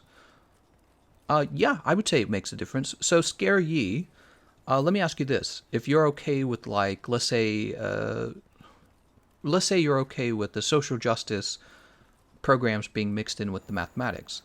Would you be okay with, let's say, white supremacist ideology being mixed in with mathematics, as long as the children are equally as good at math as they would have been? It's like, of course you would disagree with that. Your realization is you don't want political ideology mixed in with your child's mathematic learning, because it's actually a form of brainwashing. It's a form of brainwashing. We could take a less extreme example. The Catholics aren't very popular right now. The Catholics, you know, they have all their problems with the child sex abuse, Catholic Church, and people are increasingly not Catholic, increasingly not Christian, or at least not conservative Christian, traditional Christian, right? So suppose it was the Catholics, and the Catholics were saying, oh, we'll teach your child math, but they're going to learn all about Catholic morality at the same time that they learn math, because we find that children have to learn this together. You would be against that as well. You'd be like, hell no, my child is definitely not going to learn that in your public school. That's ridiculous that you would even propose that. See what I'm saying? It's simple. If you want your children to learn social justice, put them in a social justice class. It's really uncomplicated, actually. And then have the math class be about math. The reason the school wants to, conflate the two? The reason the school wants to join the two is because it's blatantly trying to have a form of brainwashing. I don't know what else to call it. Brainwashing is probably maybe a strong word to use in this case, but what else do you want to call it? Propaganda? Wasn't Hitler all about propaganda? That guy was all about propaganda for the children. He was all about it. He was like, we have to teach the children to be good Nazis, right? That's what he wanted to do. Was like, here you have a political party that is disagreed with by basically half of the country, 50% of the country, and they have very, hot topic issues that they believe in, and they're saying, yeah, we have to teach all the children to believe in the same ideas that we do in their math course. Guess who also kind of did that? Hitler kind of did that. So it's like, it's not so extreme to call it brainwashing or propaganda, because ultimately that is the purpose of it. You take something that is, you know what's beautiful about mathematics? The most beautiful thing about mathematics is that in many senses it's a strictly not political topic. It's one of the least political topics, actually. It's one of the least political topics. It's very dry. 1 + 1 = 2, right? It's logic, it's problem solving. You don't talk about race, you don't talk about culture, you don't talk about music and art, you don't talk about any sort of political theory. It's just 1 + 1 = 2 equals, 1 + 1 = 2. I'm sorry. That's what it is. It's very, very dry. 1 stick plus 2 stick equals 3 stick. This is one of the best things about mathematics. Your teachers can't give you a bad grade if you do the math wrong. You get like English teachers, and they decide, I don't like this paper, and then suddenly you have a C in English, right? You can't do that in math. If the math was done right, you get a good grade. That's one of the things that's most beautiful about it, and that I enjoyed and identified with myself, actually, in a way. I like that it was dry. And here they're saying, I mean, I don't have to win you guys over. I think most of you guys understand where I'm coming from. I don't think I have to convince you of it. But that's where we are today. That's where politics and our education system in America has reached. They're like, how else can we brainwash the children? Take the driest possible subject and teach them social justice in that subject. In a sense, it's actually quite dangerous if you really think about it. It's actually a very dangerous thing to do. It's a very dangerous topic. Because if they can do it, the conservative right can do it as well. And you guys really won't like that when that happens. When the conservatives take over education and say, all right, so we're going to teach our children that Donald Trump's, the best thing that's ever happened. Right? When they do that, it's going to be really rough. But that's essentially what they're saying could happen.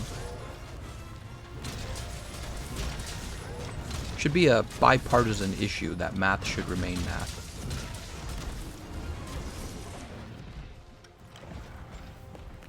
Go ahead and turn off the TV here. I got my other TV on for some reason. What the heck? I just wanted to say how incredibly much those people like being at disadvantage. They get offended when you tell them you have a shittier life than them. Pity-begging losers. I disagree that subjects should remain distinct, but I don't see where kids are being brainwashed. That could also distract them from learning actual math. I know, right? Imagine if you got the math right, but you got the social justice portion of the math wrong. Ooh, that'd be annoying. Has TGC ever talked about this game's economy? Monster Hunter World has a terrible economy because you don't have any trade, actually, and you have way more gold than necessary. So, actually, I've not talked about the economy in this game.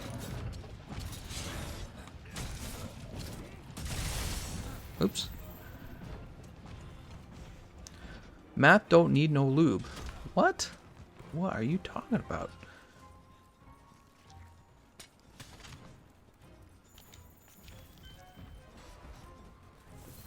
Oh, what was that? Why did it grab? That was weird. Let's go ahead and put on our temporal mantle. Trump is the best gamer president. Oh my god. We're gonna win Fortnite, bros. The best gamer president. I haven't seen your streams in a while. Where do you put the session ID again? Hi, sincere hypocrite. Today there is no session ID because we're just helping Welix today, so it's Welix and friends. Man, I'd love to get to directly talk to you more often. Do you have any account where I couldn't do that besides Poop Scored? Poop Scored? You mean Awesome Scored? I like Discord. I have an email address, but honestly, I don't really have long conversations in my email address. I get a lot of advertisement opportunities. I got an advertisement opportunity with a company where you like go to their website and you write stories together as a community, and he wanted me to advertise it, but he didn't actually list the price, so I just dismissed him right away. Usually people who are really serious about giving you good pay for ads, they will just be upfront. They will be like, we will give you X amount of, but people who just want you to kind of shout them out, they won't tell you how much they'll give you. But they want like a very small amount. I've never done an ad in my story, or not story, I've never done an ad in my videos either way. I've never accepted a single ad. Maybe I should someday. I keep saying I will. Just makes me uncomfortable. Oops. If I ever get an opportunity with an energy drink company, I will definitely do that. I do like energy drinks. I would be happy to be sponsored by an energy drink company. I never filled out that thing for Monster. Monster told me to send them a resume. I don't think I want to do Monster anyways, though. I think I mentioned that earlier. I think I realized Monster is such a large company, there's probably no way I would get a good deal out of it.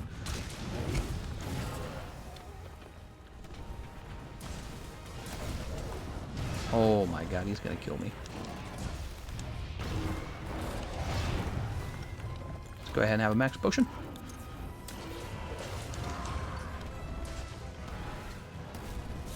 One, two, three. You did an ad for me, remember? Fans Perspective, the greatest Monster Hunter writer who's ever helped me.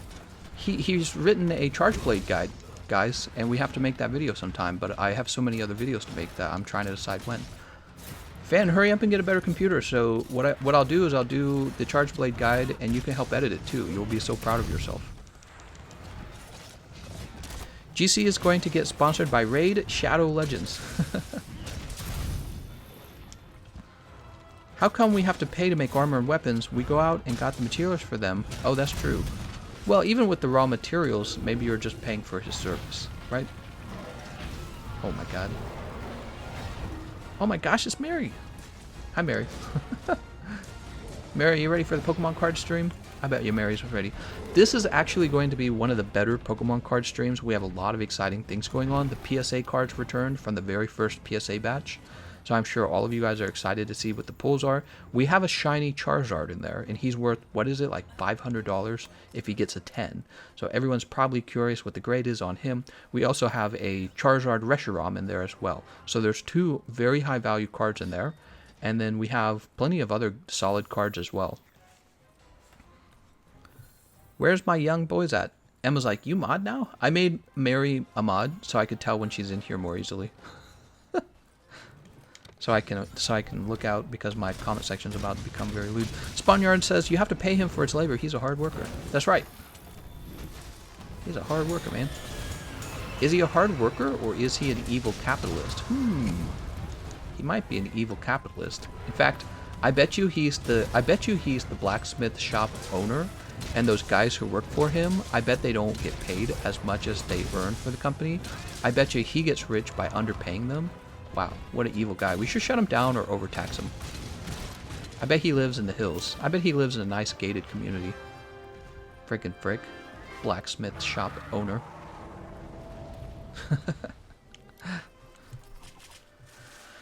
Fan says, I'm gonna go steal a new laptop. That's one way to get it and go to jail. Jonathan says, no way, I can't wait for the stream. You would be more helpful if you trapped the monster, says Nick. Better not mute someone else, says God Terrorboy. Sire Ian says, the one at the end of the Pseudocath tree? What are you talking about? You must be talking about weapons or something. Whee! Do I have to push B to jump down there?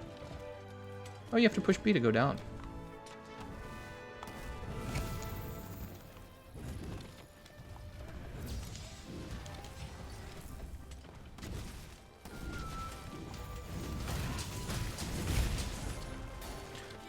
Oh. Recently started drinking hot cocoa during streams. Helps me get ice blight when it's 40 degrees out. Oh, I see. Hot cocoa.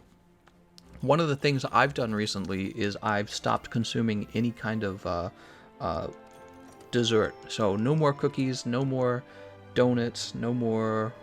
primarily those two things. I'm a sucker for cookies and donuts, to be honest, guys. But I haven't eaten any of those in about a month. I'd say about a month now. So it's interesting because you always crave them, but the craving kind of lowers down once you haven't eaten them for a while. Trying to stay away from sugar. It's not healthy. Whew. Alright, so next monster. We should do a health stream where I read articles on how to stay healthy. What do you guys think? I think that would be fun. What was today's article? I'm sorry, what was today's stream? Today's stream was about maybe like social justice, maybe feminism a little bit. Canadian don't have jail. The worst we have is just sit in snow for 10 minutes.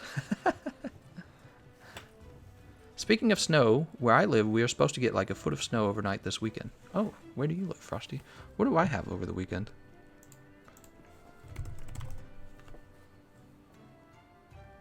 Oh, we get snow too. You must be in the same area. Today it's almost 60 degrees where I live. Tomorrow it will be 33 degrees. That is typical Missouri weather.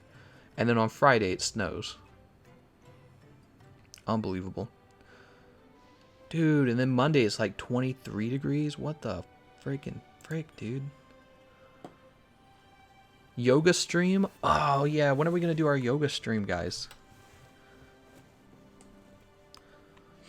I'm ready to do yoga stream. I mean, I won't be doing any of the yoga stream. I'll probably dress up as Spider-Man, though, and I'll stand in the corner eating, like, popcorn, and all the girls can do the yoga. I shouldn't discriminate. All the girls and the boys can do yoga. No discriminating. Watching Economist bend over. I'm in Michigan. A good 8-hour drive from yourself, TGC. Oh, nice. I see. That's not too far. Ugai says, I'm in Missouri at the moment. Where are you at? Is it Ugai? Uji? Uji? Maybe it's Uji. Where are you at in Missouri? I'll just tell you where I'm at. I'm in the St. Charles region, close to St. Louis, right? Metalax posted a quest. Do you think when the real debates happen with Trump, it will break the ratings? I think a lot of people will be watching, sure. I don't know if it'll break the ratings. It's a good question. Well, I just realized something. Is my master rank capped at 23 until I go into the guiding lands?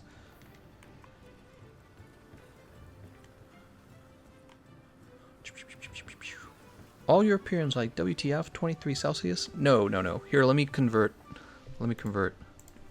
23 Fahrenheit to Celsius. I can't talk. So it'd be -5 Celsius. Sometimes my tongue gets away from me. I'm in the St. Louis area, not too far from the bridge. Ah. I don't know how I got here, but this stream is super relaxing. Yeah, I don't go into St. Louis very often. I have some friends who live in St. Louis, and we have the Cathedral Basilica in St. Louis as well. It's a really beautiful Catholic church where the bishop will host mass. But I just don't go out there very often. I really don't. I get uncomfortable in the city, and I'm uncomfortable with the murder statistics and all that. It just there's not enough to do out there. You must be very close to the Muni and the zoo and all that. Some people really like those, but I don't. I'm not an outdoorsy person, so I don't like the zoo already. And then the Muni is just. I actually did enjoy the Muni quite a lot, but I've seen too many shows at the Muni, and after you've seen enough of them, you're like, okay, I've got the idea, and then you don't need to go back out to it anymore. It's not the same experience. I should go to the Fox Theater. I've never been to the Fox Theater.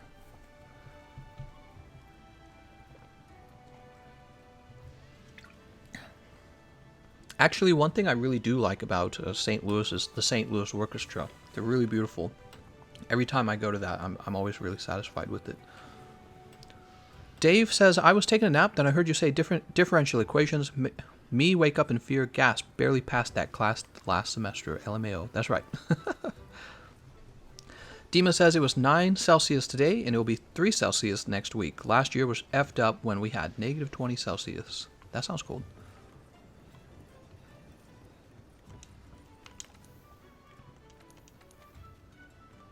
Alright, so we're waiting for him to run into Tigrex, and then we will start the next fight. How are we doing so far, Welix? Are we making good progress? Where I used to live, only spring and summer where I live now, either 90 or 30 degrees. That sounds kind of like Missouri. It's good weather for just a short little while, and then it would be really bad weather. Oh my god, the real PewDiePie is here. Oh my god. Right here in the chat room, the real actual PewDiePie. All my friends are like, how can you be cold? You're Russian. And I'm like, WTF? That's a misconception about Russia, that all of Russia is cold. Russia also has some pretty temperate place. Am I saying that word right? Temperate? I think it's temperate. Russia actually has some warm regions as well. But I think we associate the cold with Russia because of their capital. Gropes her butt and roughly kiss. Uh-oh. Is this getting rated R? How far are you from the Ozarks? Oh, gosh. Is it like 2-hour drive or 4-hour drive? St. Peter's to the Ozarks. Let's see. Here, let me go to Google Maps. Or Google Directions. Starting point.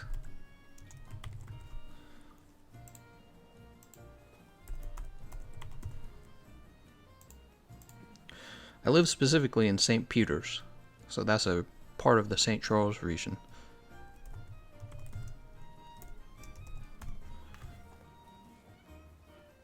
Three hours and 35-minute drive. I've been down there a number of times as a child. It's absolutely gorgeous out there.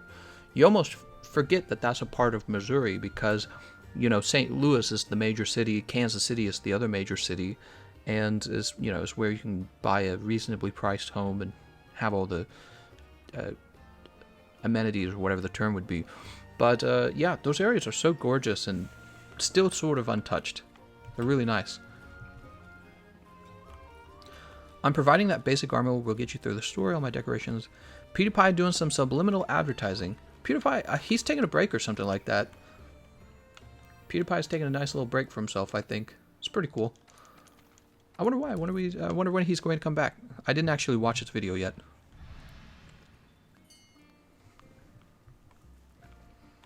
I was talking about Kinsects and which one is considered the best, as there aren't any videos that cover them all. So if you do an analysis of speedrunners, occasionally they will pick a Kinsect for its ability to KO a monster one time, or its ability to paralyze a monster one time, or its ability to poison a monster once or twice. However, the vast majority of times, they just take the pseudo-cat, because it's the fastest Kinsect there is, and that's all that matters, it turns out. So yeah, that's the one, pseudo-cat.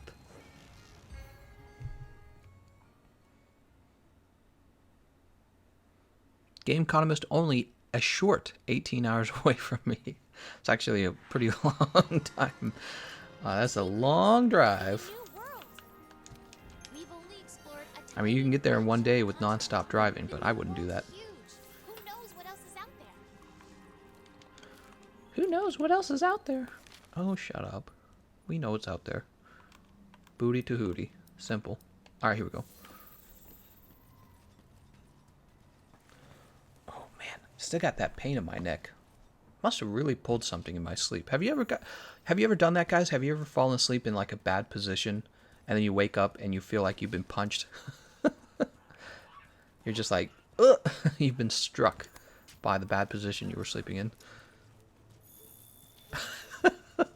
Look at Lord Killer Rat. Wait, is that the real PewDiePie? Oh my god, you guys. That's right, that's the real PewDiePie right in our stream. Wow. Everyone remember this moment. We got the real PewDiePie.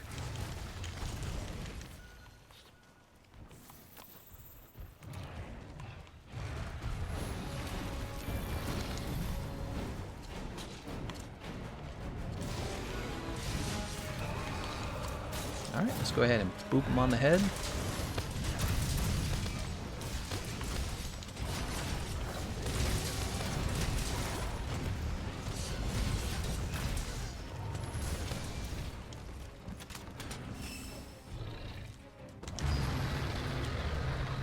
I love being able to dodge through the roars. It's really a valuable skill to have, I think. I was watching your Raging Lightbogan video, and you said you'd make a Devil Joe Lightbogan video. I see no such video. Oh, right. It's because at some point I realized there was no need to, because the Raging outperforms the Devil Joe Lightbogan. So if you do an analysis of speedruns with the Lightbogan, the speedrunners are using the Raging Lightbogan, and the Raging Lightbogan is so accessible, there's no reason to make a video on the Devil Joe Lightbogan. I did a ton of testing between the Devil Joe Lightbogan, the Raging Lightbogan, and the Shara Ishvalda Lightbogan. I did testing on all three of those.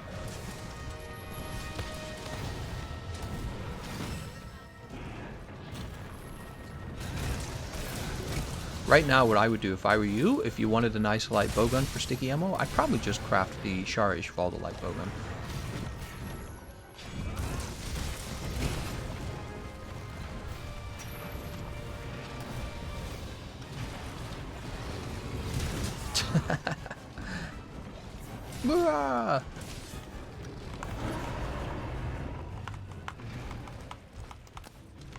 Come on, man.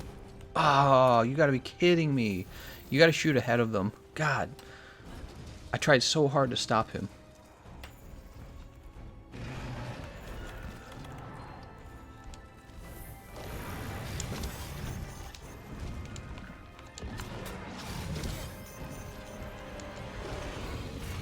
Dude, the clutch claw is so annoying, man. It just won't land.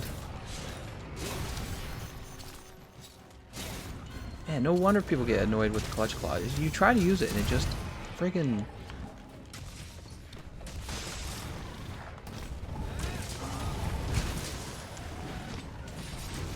One, two, three, 4, 5. Nice. He got paralyzed and they got put to sleep. Little Gadulak are too funny. Turf war! Get your damage now, guys. This is your opportunity. Whoa, a donation! Aw, Emma, thanks. I think that was the first donation of the day, yeah. That's okay, we were so busy talking about politics, people were probably too engaged with the politics to donate. I will use that money wisely on energy drinks. Here, let me update the DAB fund.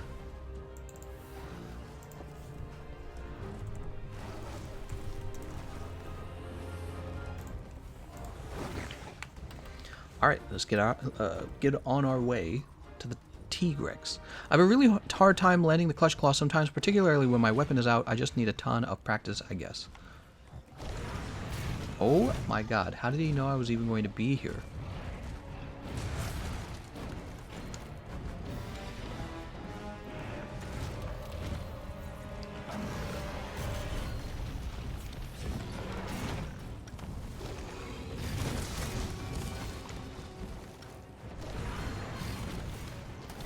1, 2, 3, 4, 5. Blah! Am I gonna be KO'd? Nope, no KO yet. No, I'm dead. That was just really bad timing, sadly. That was really bad timing on the stand-up. Maybe if I'd stood up right away. Oh, can't eat yet. Alright, well, we'll have a max potion then. Bummer. At 60 miles per hour, you are 10 hours away with no breaks. I've seen some in PC chat that are ungodly. What? Since I'm the sub gym teacher... You called yourself the sub, Dest. Why would you do that? Small brain. I had my first monster energy a few days ago. I was wired and covered in horns.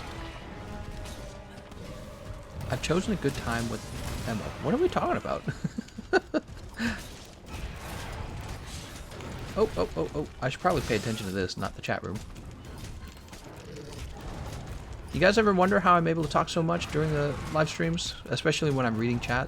It's simple. I'm not looking at the game, I'm looking at the chat. That is the entire explanation.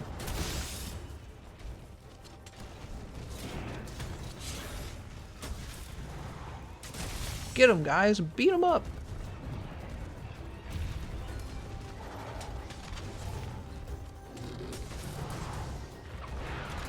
Alright, he's gonna knock himself down here.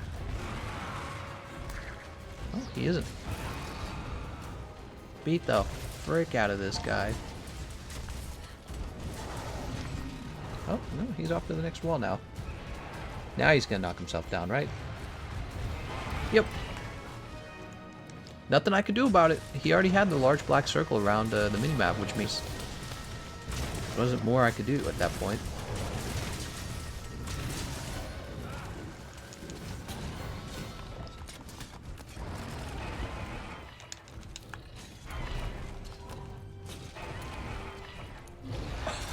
Oh, so close to dropping that on him.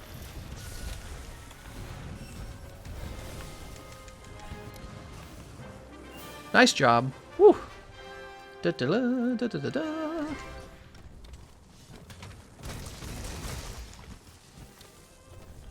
Is the short silver digger and the vampire girl just talking shit when everyone in the room could beat their butt? What?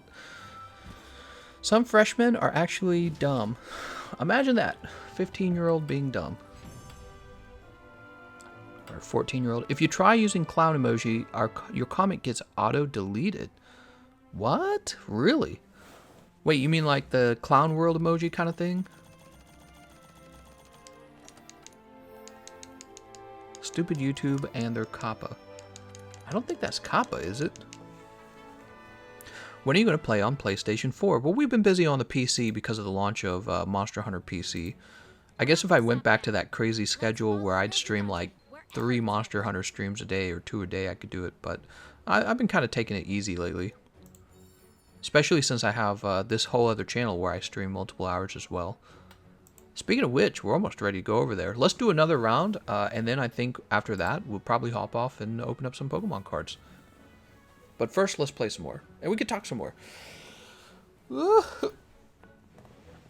Does attack boost affect an elemental bow build at all? Sure it does, yeah. Of course it does. Arson says, you won't by any chance have a special chicken recipe passed down by generations I can borrow. I know how to make adobe chicken. Chicken adobe. Chicken adobo. There we go. Adobe is a program. I know how to make chicken adobo. You're going to need fish sauce and lime and jalapeno. Can't think of anything else that's special about the recipe other than the other Asian ingredients like soy sauce and sugar and maybe garlic and ginger.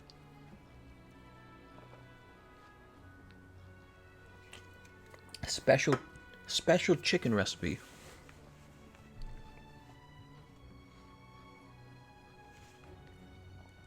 Speaking of Kappa, you hear what happened with Kappa saying music videos about murder, drugs, rape, etc., saying that's made for kids, LMAO. Oh man, how do these people get in our government? We vote for these guys. I used it by itself just now. Terra scroll up. Oh, not gonna make it. Tishara in one go. Law, we did so good.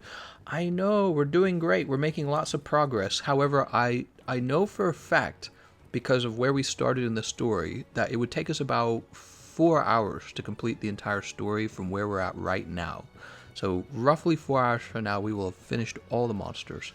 But we're just not going to get it done in one sitting. We did make a lot of good progress, though, didn't we? Is it faster with us helping? Yeah, I'm curious. Is it much faster with us helping? It must be faster. Must be a little more fun. TGC should just make everyone mod at this point. Well, we actually do have a lot of mods from the Discord in here. Wallamanga, God Terra Boy, Des Blackout, and Frosty. These are all actual mods from the Discord. Emma's got kind of like an honorary mod role just for fun. And so does David Larson. He has like an honorary mod role just for fun. I'm going to watch some of your other videos now. Oh, thank you very much, Kaiser. Frosty, it only shows it for you. Kappa's FCC, we don't vote for them. I know, right? They get selected undemocratically, and then they just go and do their own thing. It's crazy that that kind of stuff exists. Oh, Welix is also well, actually, Welix is only a mod in the Rocket channel, isn't he? He's a mod in the Rocket channel. Make you a mod in the main channel, Welix, because apparently you play Monster Hunter as well. I should have, of course, I've known you play Monster Hunter. God Terra Boy says, I'm not mod in Discord. Are you really not? Wait a second. You're not a mod in the Discord? I thought you were for some reason.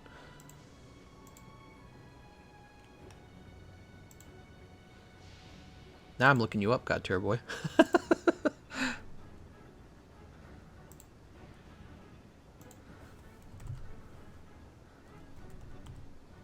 Safajiva Behemoth Xbox LFG.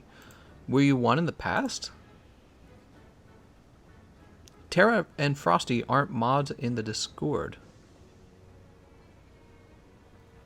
Wait, Frosty isn't a mod here either though, right?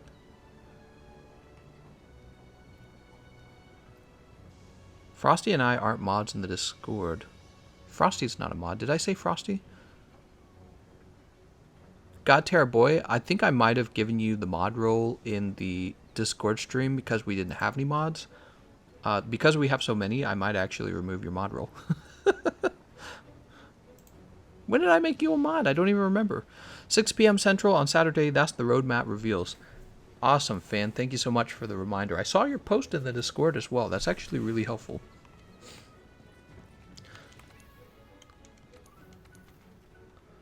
Oh, look at that. He started it right away. I'm sorry. I missed it. TGC, I'm not mod. Lol, you're losing it. I didn't call you a mod, Emma. I vote Mary for president. What? I vote for Terrorboy, Welix, and Walla as mods for this channel. Let's go ahead and pay with money. Was God Terrorboy previously a mod in the main Discord? He must have gotten the mod role in the live stream from showing up a lot or something. I don't really mind having a lot of mods. Who cares, guys? Always trying to fix something. Everyone drop the F-bomb. What? Terra, you can have the mod role. It doesn't matter. I'm just teasing him. God Terra Boy, it doesn't really matter. Terra got snapped. God Terra Boy says, I never was mod. Oh. So much stuff happens. I don't even remember why things happen the way they do. Believe it or not. There's too much information. Information overload. All I know is some point in the past I must have given you the mod role.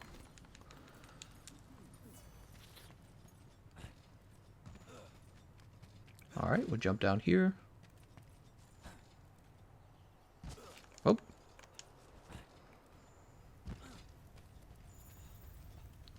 Yeah, probably we just didn't have enough mods participating in the actual live stream. And I was like, we need some live stream mods. That's probably what happened. We'll grab the water moss.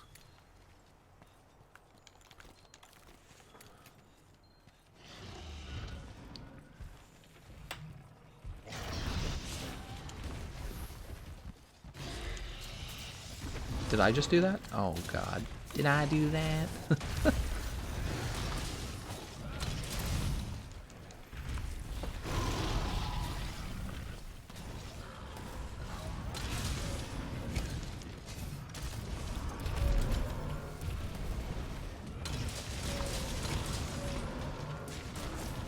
1, 2, 3, 4. Ah, the last hit didn't land. I tried to roll it. I got Emma's vote. That means I got 50% of the votes.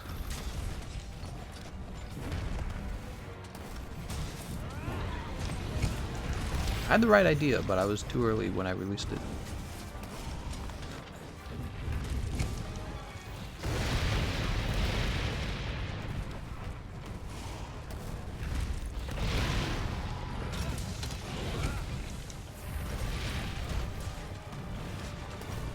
Come here, you. Aw. Oh. So slow, dude. God. Are you going to play the Pokemon Sword and Shield DLC? I'm tempted not to, actually. I love Pokemon cards, but it's like the actual Pokemon game has sort of disappointed me. I am upset that they did not release the full Pokedex, and I'm disappointed with the strategy they used to release it, and I don't accept their excuse for not releasing it. Their excuse that they had to limit the how many they released because of animations and all that. What they were actually doing was they were chopping the game up to make additional profit. That's what they should have said. They said, we're chopping the game up to make more money. And they didn't say that. They weren't honest about it, and I don't like being lied to as a consumer. Even if they were to be very honest about it and be like, look, it's 2020, making games is more expensive than it used to be, and we have, you know, stockholders to impress. We're splitting the game up into sections because that's what you do with video games in 2020. Everyone does it. And so you guys are going to get a partial Pokedex, and then later on we're going to extend the replayability of the game by releasing the Pokedex with our expansions that we were going to make anyways. If they had said something like that, that would have been very honest, and I would have just been like, alright. But they said it was for animations. The animations are garbage. They're really bad. And they lied. And it just really disappoints me with them as a company.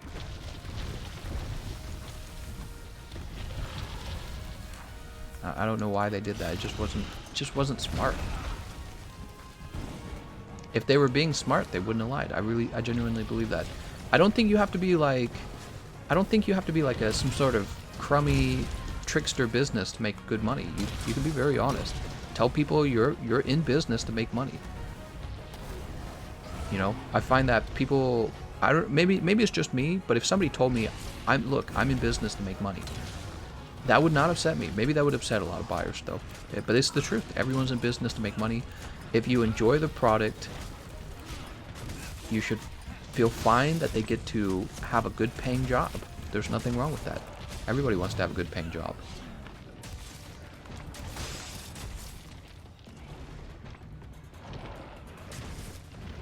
I'm gonna delay this.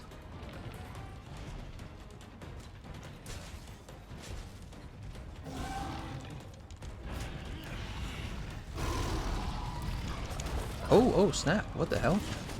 Well, I better be careful here.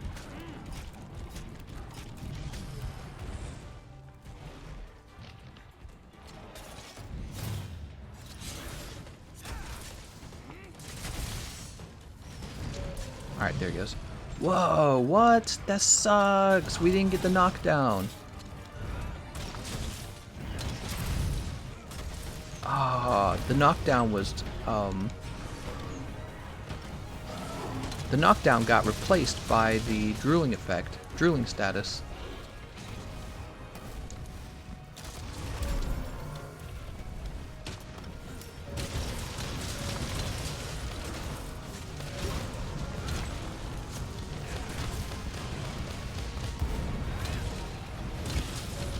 That's KO.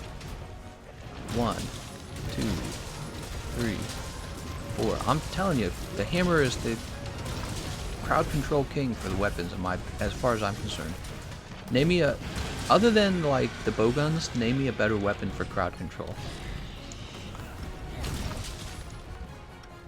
Right? So the bow guns are really good with crowd control because of the sticky ammo and ailment ammo. But after that, you have the hammer, and the hammer just does an amazing job between mounting and KOing. I swear to God, we'll probably get a second mount before he moves on to the next location. I suppose it's possible we don't.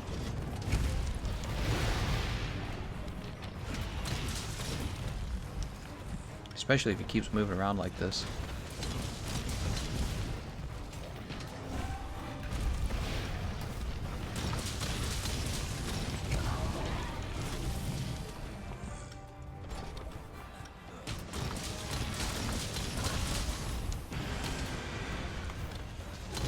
Ah, so close.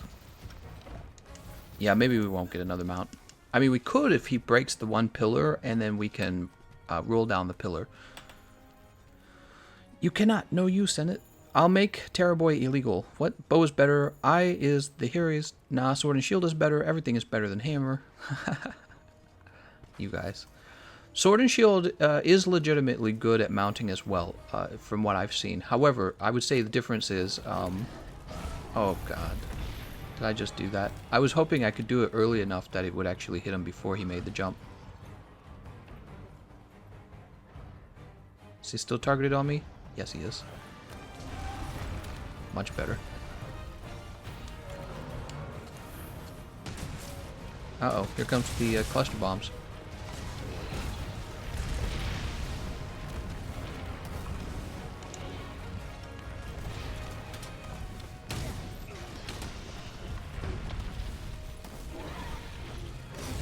Come here, you stinky poo-poo.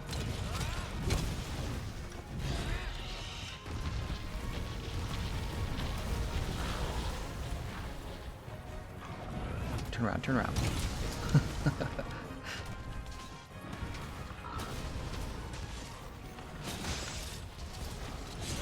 2, 3.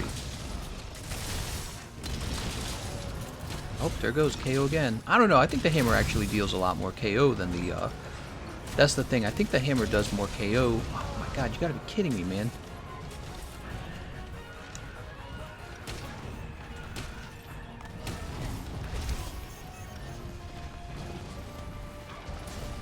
Alright, watch this. Watch this. Oh, I'm like, watch this. He leapt forward just at the last second.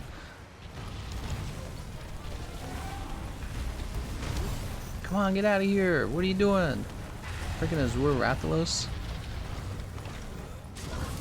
Oh, I thought he was moving forward. He wasn't. Oh, they're having a turf war anyways. That's good.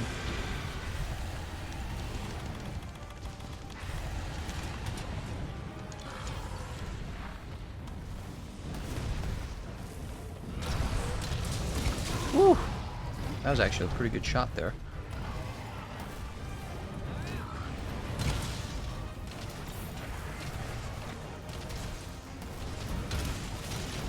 Oh, he's dead.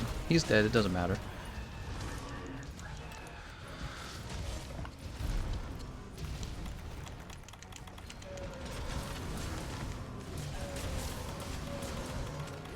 Do I have no more traps? Oh my god, I have no more traps! Whee! Whee! Every monster ever.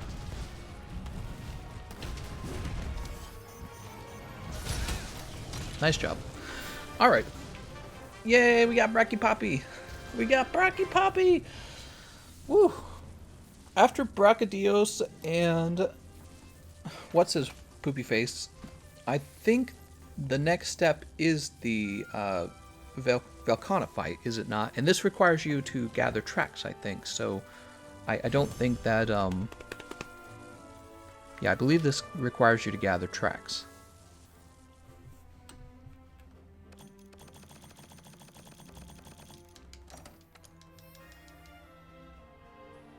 Steadfast Jewel. Raging Bat says still no Dark Rye promo. Okay, Raging Bat, I've got your other cards. They're already labeled, but I have not shipped them out because what I'm afraid of is I've got the wrong address or something.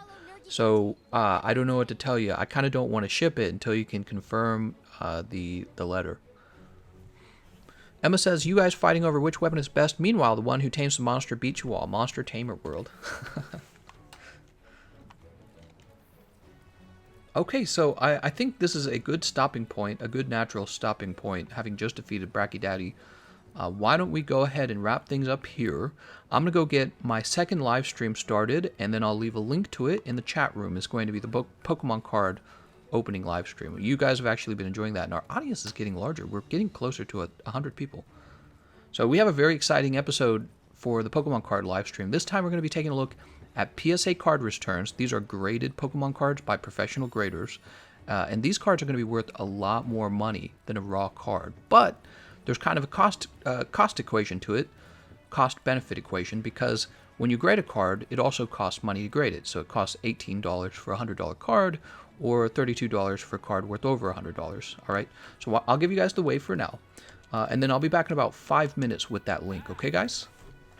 All right, I'll see you in 5 minutes.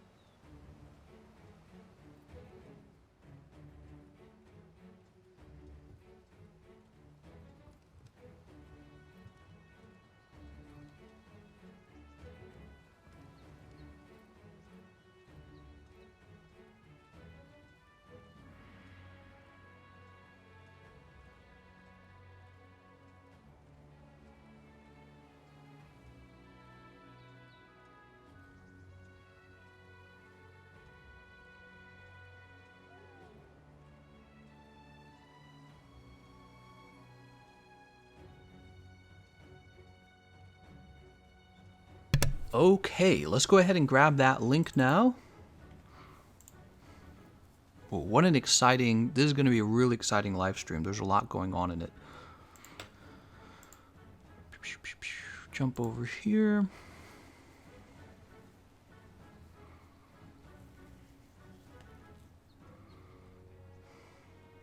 And let's see, we probably want to... Oh, okay. Yeah, I gotta look the actual stream link up. Here it is. Oh, this is gonna be such a good live stream. Alright, here's a link to the live stream. We're gonna be opening up a booster box from 20 years ago. So this is going to be a really interesting one, and the point of it is we'll be selling the Team Rocket booster packs off as soon as they're all sold at the same time. We'll open them all at the same time, but for obvious reasons, they probably won't sell in the first episode. So here we go, Pokemon card live stream. And then let me go ahead and ping my Discord servers as well before we get started, and then we'll shut this live stream down. So let's see.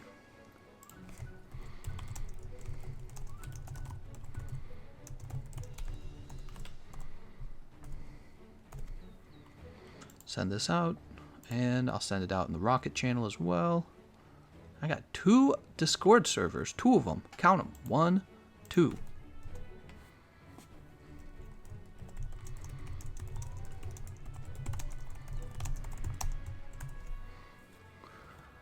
Whew.